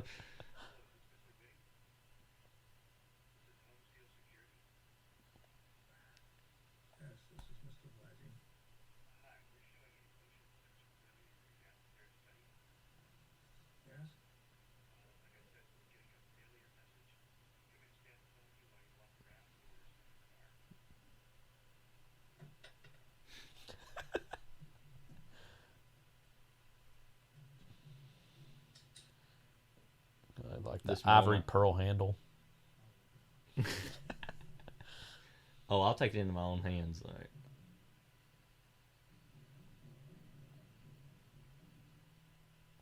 Love too how he intentionally said his name wrong to make Yeah. it sound like he's just some guy calling. Oh, that's right, because it wasn't from the actual company, was No, it? 'cause- Or No, because I'm pretty sure it was. You could hear if you really listen. It's like Clooney kind Yeah. of doing another I voice. didn't Like hear it exactly. Yeah.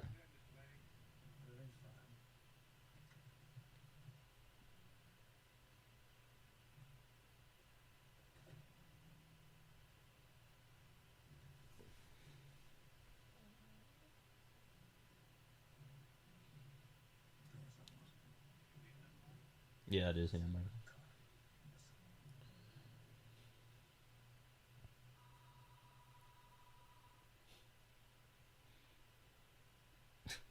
oh, just hanging with the homies. Yeah.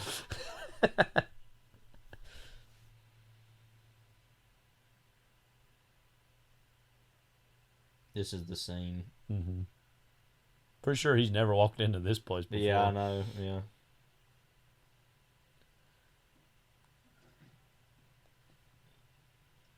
I mean, the scene of the movie, I think. Yeah. For a lot of reasons. Mm. I lost friends there. Yes, I'm sure you did. I got a peek at your file. You're a good man. One whose experience is narrow and deep. Your entire career, you've been used. And probably never even known how to feel. You used to need to know. In this town, you're innocent until they're arrested. No, that's a good one. Yeah. It's like working in Newton, North Carolina, all like. Yeah.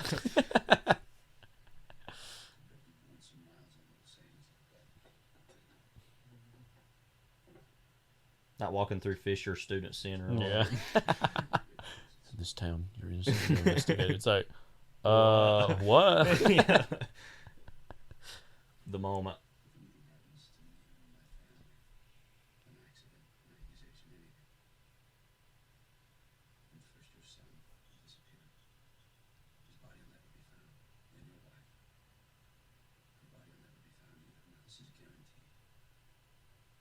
There's no gag.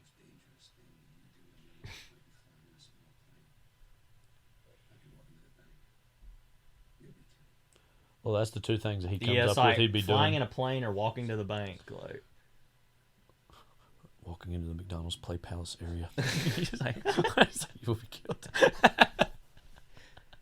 Getting caught in the ball pit.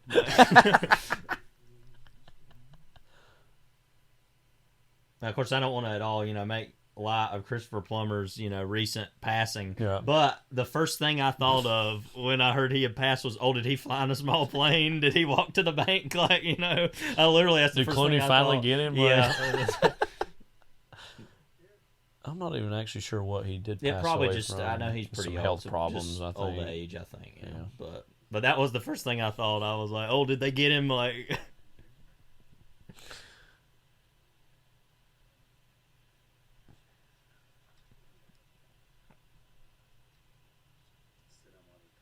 That was just an unconscious, involuntary thought. I was like, Said he died from a blow to the head resulting from a fall. Oh, that's sad to hear. How old was he again? He was 91. He just okay. turned 91 in December.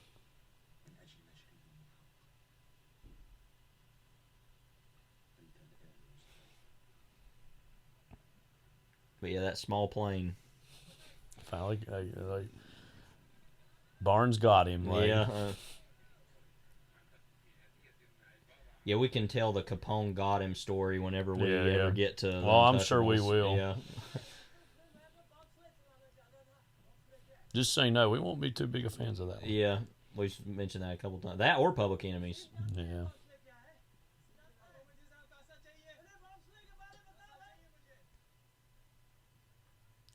For whatever reason, any movie that tangentially involves like Frank Nitti, like it's Yeah. not working out.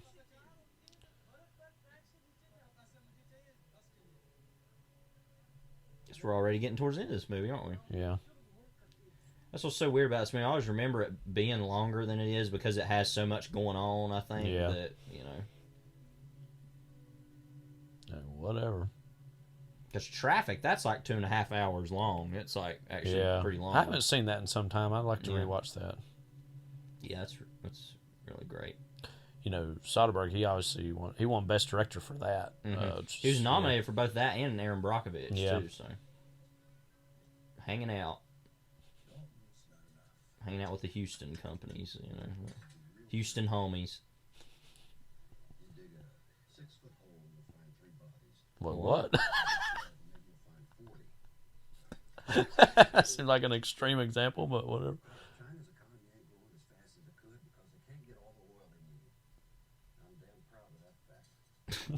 That's what you live for. Yeah. Old China can't get their energy needs met. Like, that's what I'm into. So does this all like digging a hole and finding bodies, like digging a hole to China? Is this all connected somehow, or like just yeah?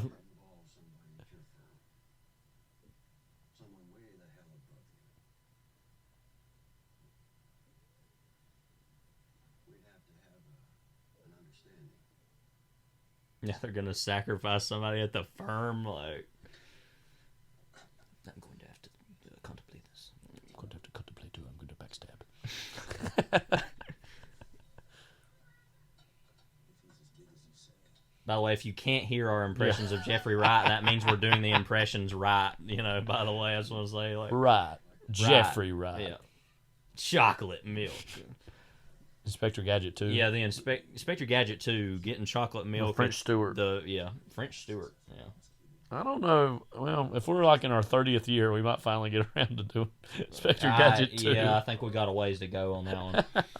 Only 6 in. I'm not sure we'll be getting to that one soon. I mean, we've already done Snow Day though. We did Snow Day. All I'll say is I won't say any more than this. All I'll say is discussions have been had about the Country Bears, early 2000s like Country Bears movie. That's all I'm gonna say. That and See Spot Run. Yeah, I mean. that's all I'm gonna say. In talks, when you're gonna be a free agent, like. What's his plan now to just totally avert the assassination just because? I can't quite remember exactly at this point where his... He's just like, I ain't able to do it, so I'm going to avert it. Yeah, there's some reasoning. I don't remember. Maybe he's just, I just want to do some sightseeing. Yeah. And then he happens to run into him. Oh, by the way... He just happened to be in that part of the world, yeah. The Central Intelligence Agency wants to see you're dead.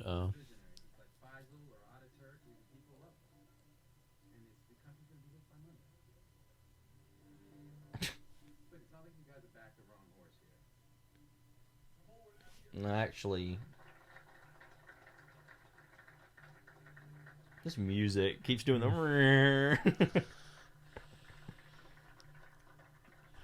Who was the music by? Oh, Alexandre Desplat. So, who's very famously done a lot of Wes Anderson movies. Zero Dark 30. Yeah, he won Academy Awards for Grand Budapest Hotel and The Shape of Water. Oh, they've got a rat. Well, if he's running the operation. I know this combined with... I'm actually surprised this first time I mentioned this Body of Lies. Or the first times I ever were really aware of drones. Yeah. Drone strikes and all that. That is like a pretty good little movie. I'm nostalgic for it for a lot of the same reasons we've talked about this movie. It's not quite as good. Being more so that I think it's a Ridley Scott film. So are they going to put it on him, aren't they? Yeah. Yeah. But yeah, I haven't seen that. DiCaprio has some very big... It's on you. Yeah. Another word I'm not going to say on here. Oscar Isaac also plays like an Arab guy in that, which he's been cast as all sorts of nationalities over the years. Like, love Oscar Isaac, by the way. No. Dylan.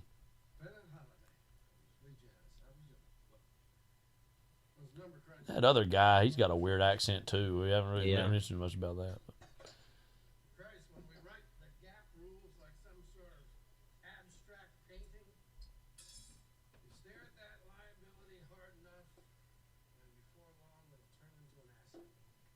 Okay.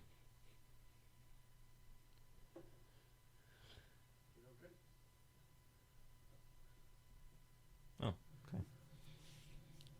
Maybe because his father's an alcoholic. I don't know. Yeah. Yeah, that's probably the subtle implication there. I don't know. What are you looking at, man? Here in a moment, what are you looking at, man? Yeah. And then what is coming, you know? Yeah, what is that? What are you looking at, man?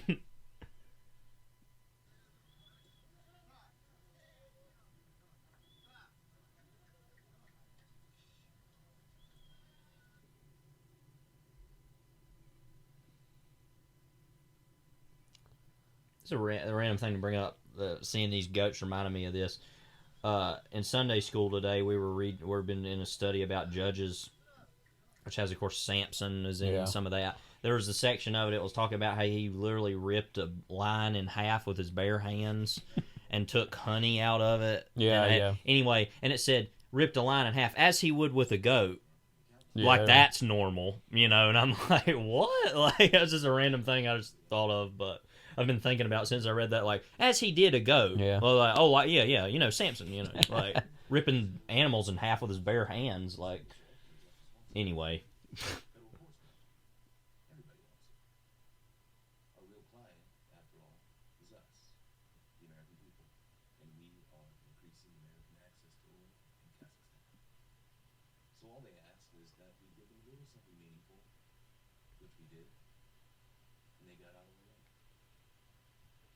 Something besides Dalton? Unfortunately, yes. And the best options seem to be a secret deal for excess uranium pipeline capacity that I uncovered during the diligence. A little side deal benefiting the Glider and all. Little side deal. What do you think you're doing? Of course, it's illegal for an American to control his rights. Stop right now. Is there something that you want to tell me, Steve?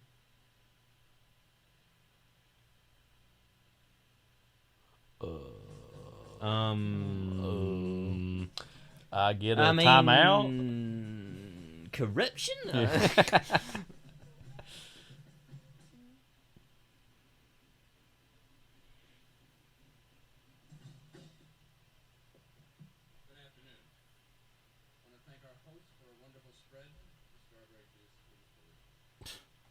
Okay, cool. Like, who cares?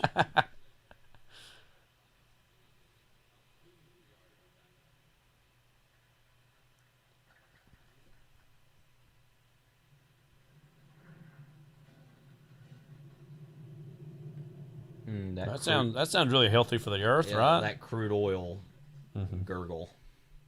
There he goes. Not if you count the gurgling sound. As Dumb and Dumber once taught us.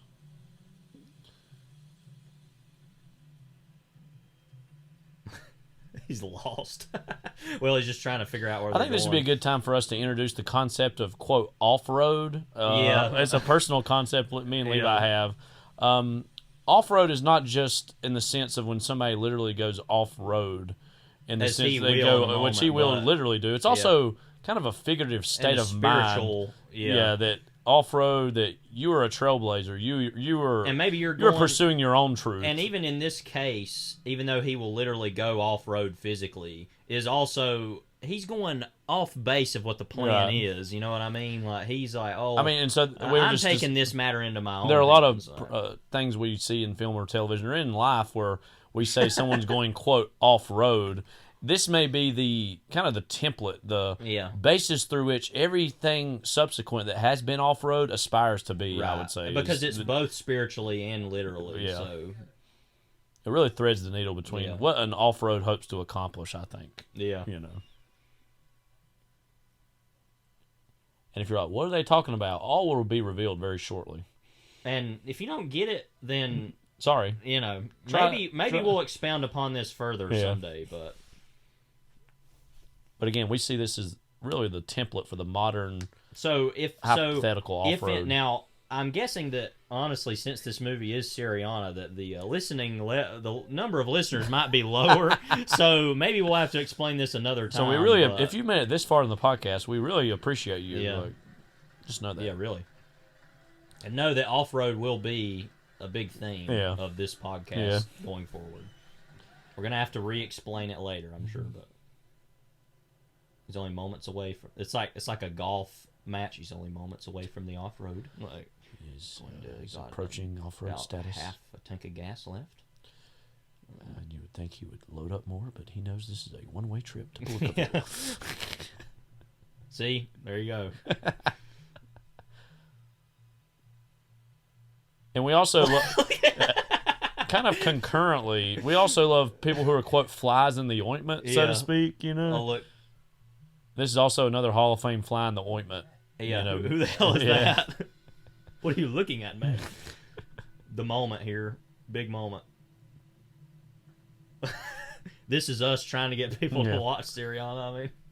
I'll go and say that very likely our YouTube thumbnail will be George Clooney waving the shirt. That just so you know. If we can find that. I'll be able to find it. What's this? How fast it's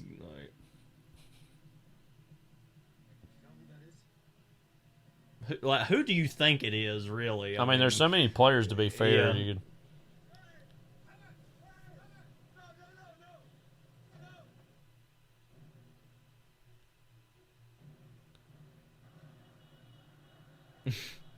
The madness of this. Yeah. And he recognizes him, I think. He knows the guy that he saw earlier in the elevator.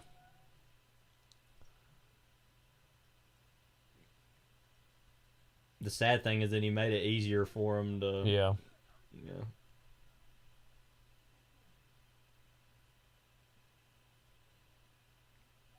So this says 23:22. So that means it's like 11:22 at night at this the CIA location, and well, it is daytime there, so yeah.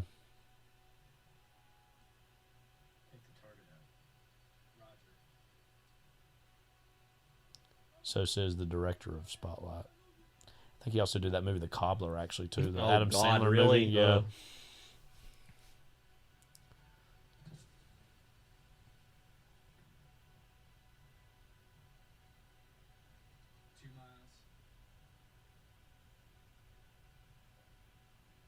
No wonder they were waiting so long they couldn't do a direct, immediate... It's only now, I guess, he recognized him, but I feel like earlier, even his face flash recognition. But see, this is the type of lesson that he did not apply to Doolittle. Because remember, he said, we need to... The audience isn't so dumb that we need to have the duck or the goose or whatever the hell.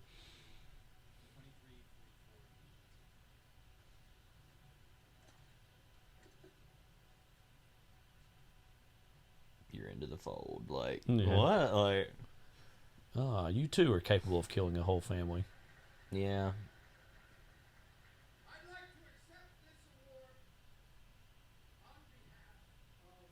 Oh, yeah. The people, yeah.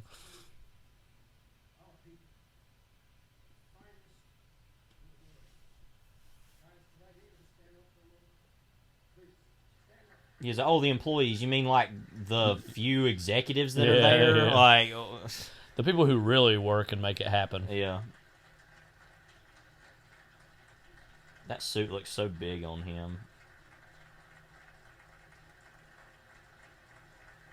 You did the right thing, Mr. Bonds. You did the right thing. Actually, the wrong thing, if we're going to be honest, but... I actually sometimes forget exactly whether or not Damon survives, but yeah, he does. So. Ain't gonna be in Ocean's 13, I guess. Like. Yeah.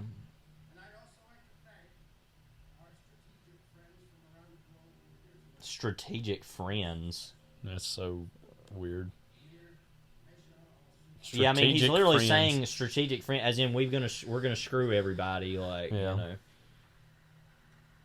Well, by the way, your brother just died, but you know, whatever.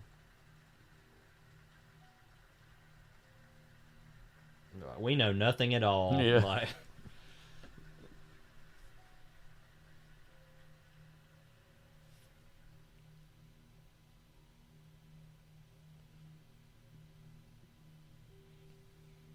oh, that shot, Gaghan's like, this will pollute everything. Yeah. Like, it's like, okay, like... We could give you a ride back. Nah, I got to brood a little bit. No.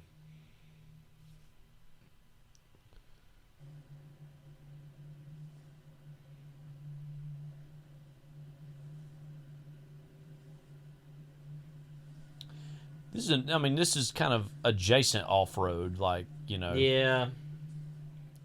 Sorta. There are certain things that just scream off-road, and then other things that are more, you know, could be, could not be, you know.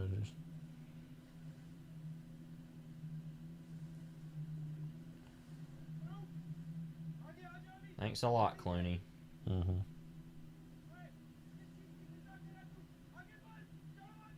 Wonder what happened with the other one. What they were going to use that for. I'm not sure.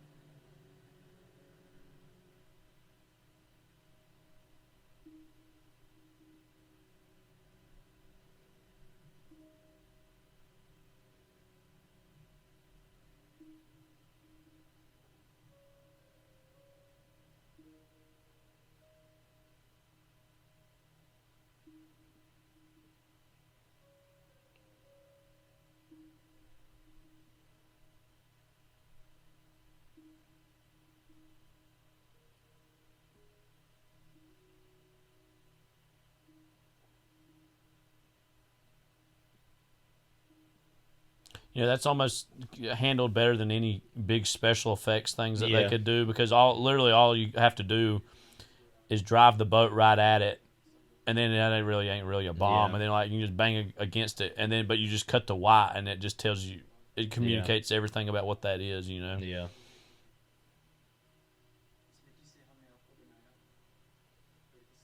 I had forgotten that had killed all those oil executives too. I guess that would have been there. Yeah.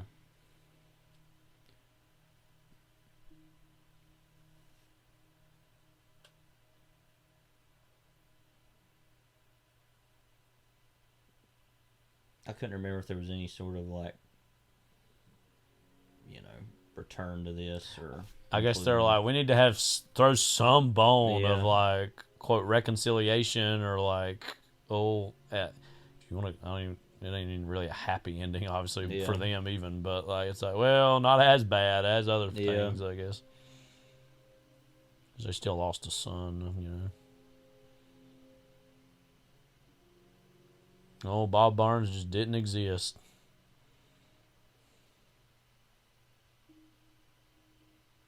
It was like a younger Clooney there, and then that one.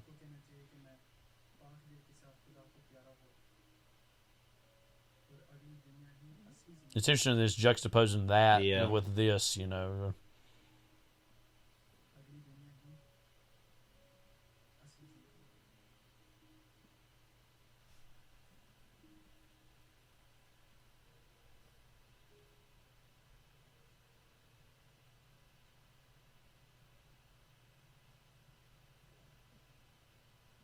What are you looking at? Get in the house, man.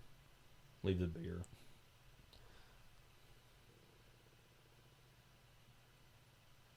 Well, he calls his father man all the time. Yeah.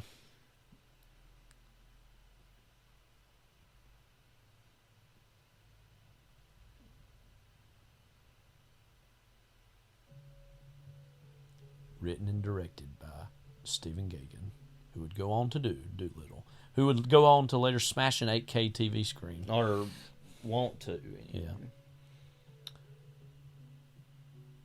And so this was you see executive producer George Clooney, Stephen Soderbergh. That was I remember when I first saw this, I was like, oh, okay, I was on to something then. I kind of starting to put things together in my head, as far as that's that. I guess the most direct conversation to have after this is, how do you think this? Let's see. While inspired by true nonfiction work, this motion picture and all the characters and events portrayed in it, except for incidental archival footage, are fictional. How do you think this movie exactly compares to Traffic? I think that, well, first of all, Traffic, being directed by Steven Soderbergh, has a better visual palette about itself. Is a little more well made, and as great as the collection of actors in this movie is, it might actually be slightly of a better collection than Traffic. You got Michael Douglas, you got Don Cheadle. Yeah, but I feel like that overall the performances are better in Traffic as well. Also, that movie is longer, and you get a little more with the people in it. And I feel like, I don't know. I think that is a better movie, but I think this is not too far behind it. I would agree with that.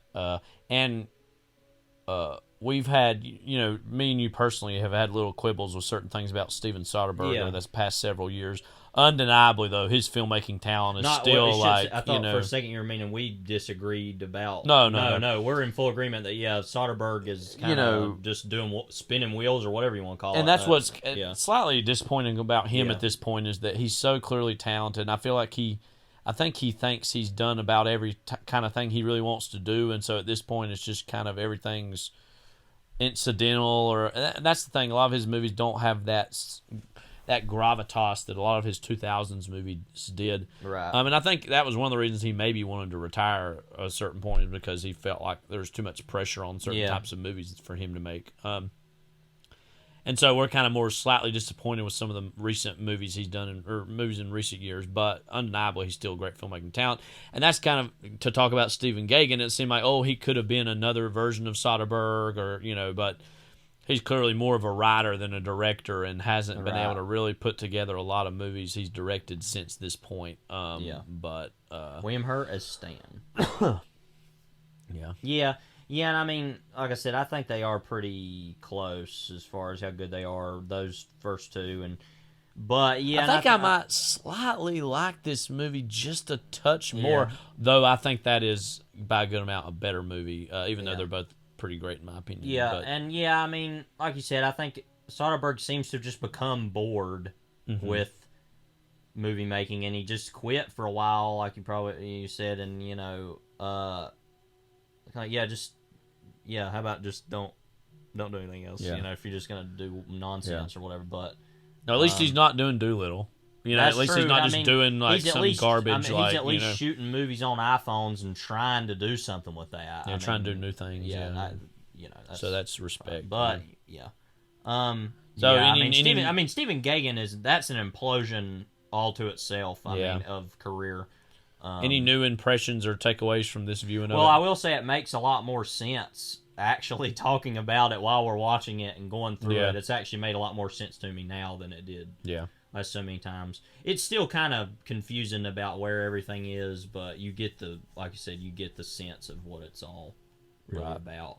I really enjoyed talking about this one because, like I said, I feel like we were able to laugh about walking to the bank. And what are you looking at, man? And but actually having serious conversations about the politics of it, because, like I said, for me it's important because I feel so connected to that moment, and I didn't understand it then, so I feel like I'm always chasing it. And I said, sadly, the time to have been paying attention to this was in the moment. But and again, I think that's why this feels already like a relic 15 years later, is because our mainstream studio movies are frankly not at all interested in engaging any sort of political thing, because a lot of it's all about now, it's got to play in China, it's got to play overseas and open big. And so again, that's part of what we were talking a little bit about last week with Waves, and I think it's appropriate to follow it up with this, is that this type of movie, and I know Clooney himself even said that him and Soderbergh in the 2000s, between this, even in some extent The Good German, which is pretty good, I haven't seen that in a while, and oh gosh, a lot of their Section 8 movies, like I know that Michael Clayton also was a Section 8 movie.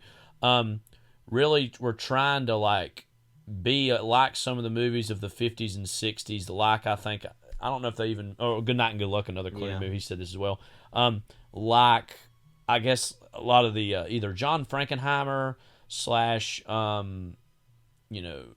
Sidney LeMay, like a lot of those directors of that moment that were like, we're going to make these movies about these big issues of things that were going on. Aaron Brockovich would be another type of sort of thing like that for. But just movies that really speak to the moment and to the culture and like what is going on politically. And I think one of the more interesting things that Gaghan said. Soundtrack album. By the way, who bought the soundtrack for this? Let the Monkey Out. Yeah.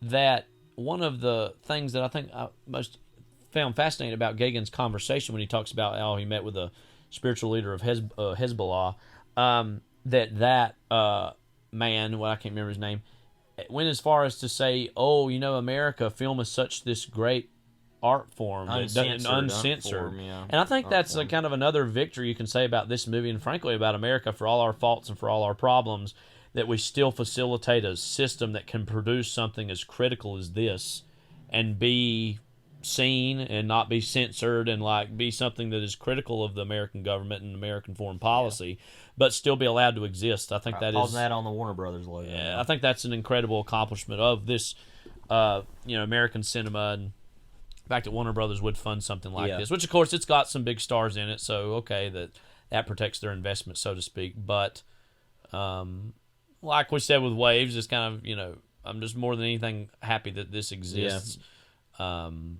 And, again, one of the most fascinating things about it is when I first saw this in about 2009, it felt like it was, of the moment loosely, even though it was a few years later. And now it feels like this feels so far removed from that, not just because of purely the circumstances of the movie, but even the type of movie feels like something that wouldn't be made now.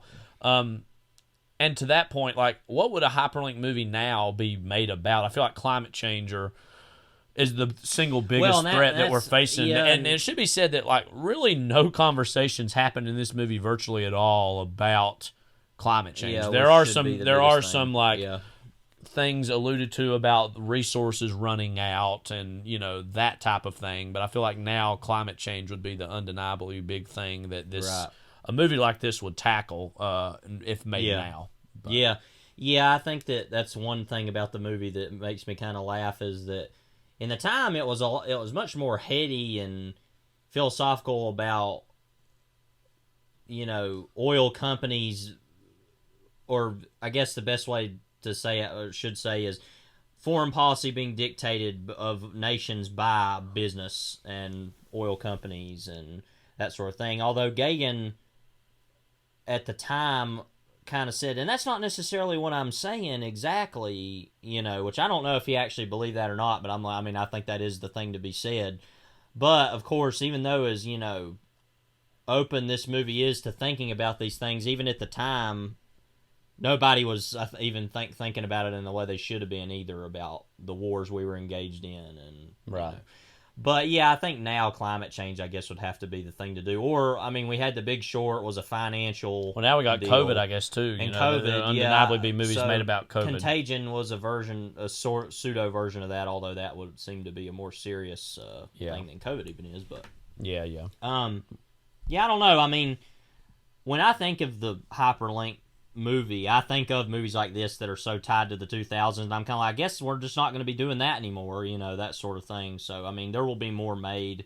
I just don't know what they are. And maybe they're going to be in a more light, hyperlink light version of stuff like Magnolia or those other films, or Crash, or films that are sort of that, but aren't in these more socio-political because it should be said the ensemble film has long been around, and you go back to one of the earliest I can think of really Grand Hotel in terms of having a lot of different characters. Some people talk about The Rules of the Game as a hyperlink movie, which I have yet to see. Yeah, that's a great movie. I don't see that as a hyperlink movie exactly, but it plays in this sandbox of ensemble dramas kind of thing, so I can understand why people would say that. But I think it still holds up. I think it's still pretty great. So next week, we love to really change it up on this podcast. Well, I don't even know why we pick this next one exactly. Well, you know, we for one thing, I think we know it's either a film a lot of people have seen or maybe have some fond memories of over the years. yeah, or it's going to be connected through other movies that people have definitely seen. Yeah, is 1984's 16 Candles. Very different vibe, I think, from this movie. I think one we thing can I'll say is that this Syriana, 16 Candles, and the movie after that all start with the letter S. Yeah. So if you want to try and figure that, and then that one's going to be a massive tonal shift as well. Let's just say. What is there to say about 16 Candles? Well, by virtue of being a John Hughes film, I'm interested in it. Of course.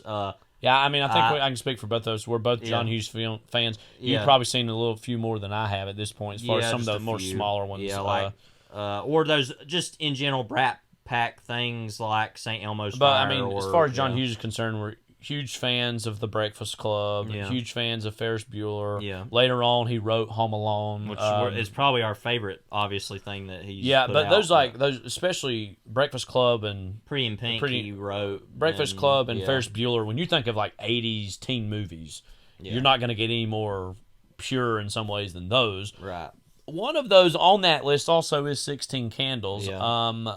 But also, if you've seen the movie in a while, you know that it's got some problems to it. It's got some things we're going to work through. Yeah, and let's just say let's go ahead and get it out of the way. It's a bad movie. Sorry for the folks of you here that think it's great. Now, I love it, actually. Yeah. But it's bad. I mean, and it has a lot of problems. I thought you liked it even less than I do, I think, when you watched it that first time. Yeah, So, and I think in part is because of when people think of John Hughes, well, people who especially lived through the 80s and were teenagers. Our mother was a teenager, especially during that time. But like she graduated in like 1985, so she would have they been feel seeing such all these, personal connections to those because they remember when they came out. They, and its own way how we share a connection to some of the movies we've been talking about. That's versions of that for them in the past. It's where for the 80s, like 16 Candles, and for us it's like Syriana. Syriana, yeah, that was a fun movie right there. Yeah.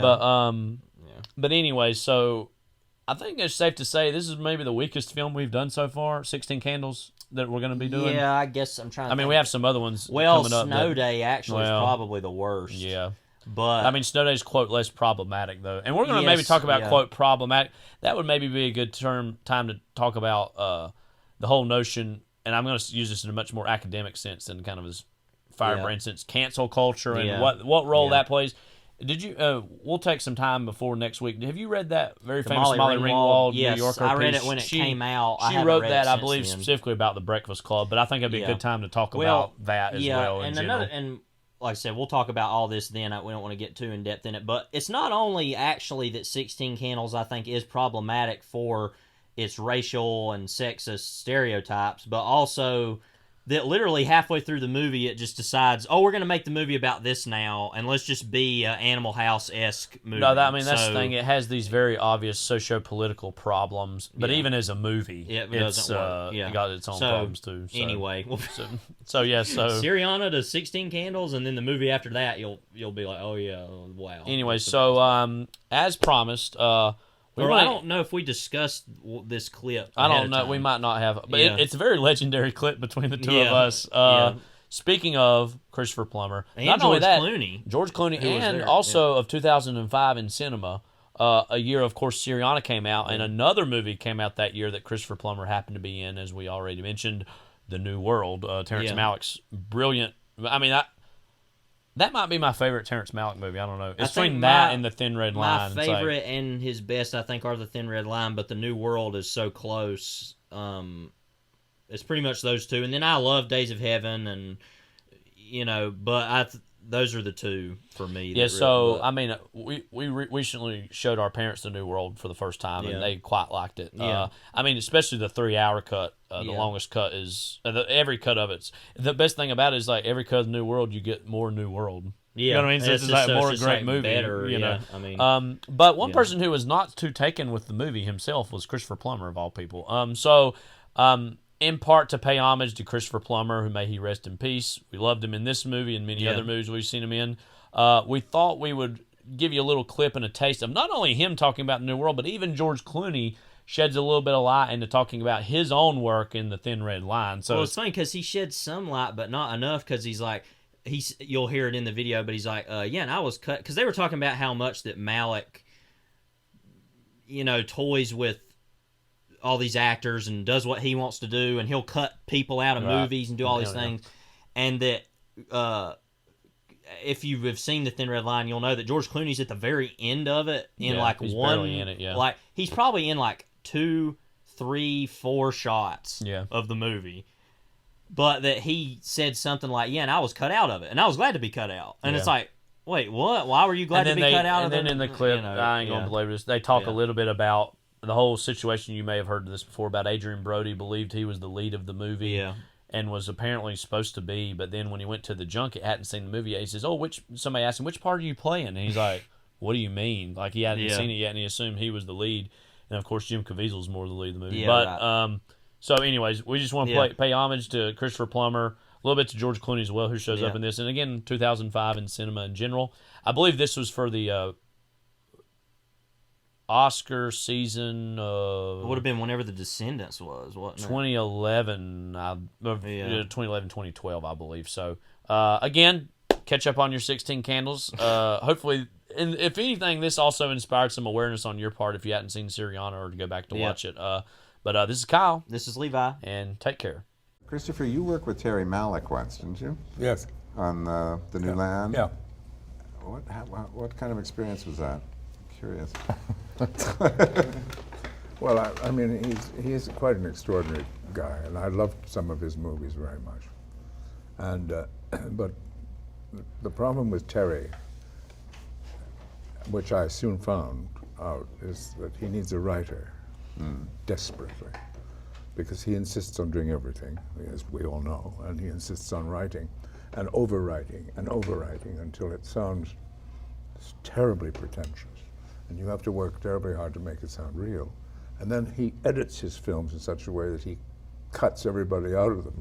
The story of Adrian Brody. Didn't even know. Going to the premiere and he was not the lead. seeing himself on the screen. He was the lead in the movie. Yeah. I was in that film. I was cut out too. I was happy. The Thin Red Line. Mickey Rourke was in it too, wasn't he? He was He was originally the lead. He was the lead in the movie. No. He went to the premiere. Yeah. And they didn't tell him? They didn't tell him. I think he found out maybe at the junket when they said, and what part are you? But he was a cover of Vanity Fair and all that stuff. Yeah. Oh my God. And he was in it, but just like he had no lines. around the Yeah, he edges. completely reshaped the movie. Around Jim Caviezel, and sort of shaped the movie around that. But he gets, Terry gets terribly involved in sort of poetic shots. And if he comes onto them, which are gorgeous, but they're paintings, all of them, but he gets lost in that, and the stories get diffused, particularly in our film. The first half hour of that film is sheer magic to look at. The arrival on the James River of the ships coming over. Right. And it doesn't look like 20th century photography, it looks like 16th century photography. It's a painting. But then the story starts to start again. And of course I was put in all sorts of different spots. My character was suddenly not in the scene that I thought I was in, in the editing room. It's very strange. It is and odd. He completely unbalances everything. And a very emotional scene that I had suddenly was background noise. I could hear myself saying it. This long, wonderful, moving speech that I thought I was so fantastic in. I hear this is now a background sort of score, way miles in the distance, while something else is going on in front of me. Oh my God. And Colin Farrell just said, "Oh, we're just going to be a couple of fucking ospreys. We're just going to shoot the fucking ospreys. We're not going to shoot us." But he's, I had to write him a letter. I wrote Terry a letter. You did? Yeah, I gave him a shit. Really? Did he write I'll back? never work with him again, of course. I mean, he won't have me. No, he didn't. Oh, I told him, he said, "You're so boring, you get into these ruts." I said, "You've got to get yourself a writer, baby." So my career with Mr. Malick is over. Fuzzy math. It's fuzzy math. Fuzzy math. I'm practicing fuzzy math. A lot of times we need to fudge the numbers and not tell the truth. For diplomacy to be effective, lies must be credible. best way to win an election is deliberate deception. Same thing happened in 2000. George Bush lost, and I know that. So let me just tell you what the facts are. After my plan is in place, the wealthiest Americans won't pay any tax at all. I came to this office to serve corporate America. We must pass problems on to others. Now is the time to give corporations the people's money, and President George W. Bush will damn the consequences. What I care about is money. I want that corporate soft money, more money. I also want to get some federal money. Federal money, your money. More money is needed, and I spend more money. It's money that my administration has borrowed, loading up IOUs for future generations. And you know what? We have spent the surplus. I mean, the idea is it's time to bust this economy. Let's get it done once and for all. Fuzzy math. It's fuzzy math. It's fuzzy math. I'm practicing fuzzy math. A lot of times we need to fudge the numbers and not tell the truth. For diplomacy to be effective, lies must be credible. I urge Congress to join me in advancing fraud by weakening standards and accountability. We will continue to produce corporate scandals. I'm against working people, and tonight I also announce exports of jobs are on the rise. I came to this office to serve corporate America. We must pass problems on to others. Now is the time to give corporations the people's money, and President George W. Bush will damn the consequences. So I signed a law that's going to hurt our economy. We will take defensive measures against progress and pluralism to help wealthy people get ahead. With unemployment rising, yet it's not growing fast enough. And Congress must provide the funds to punish every worker in America. In my view, it's the riskiest of all options. After my plan is in place, all poor seniors will pay a higher percentage of taxes. We've got an economy that's not as unfair as it should be. In my mind, there is no doubt. My plan is a drag on our economy. I want to empower the wealthiest Americans because they want a better rate of return, and the poorest of Americans must be responsible. Much of our job growth will be found in the American military, but its goal is making money. Members of Congress, Vice President Cheney, as we gather tonight, we constitute an axis of evil. I came to this office to serve corporate America. We must pass problems on to others. Now is the time to give corporations the people's money, and President George W. Bush will damn the consequences. Fuzzy math. It's fuzzy math. It's fuzzy math. I'm practicing fuzzy math. A lot of times we need to fudge the numbers and not tell the truth. For diplomacy to be effective, lies must be credible. I am.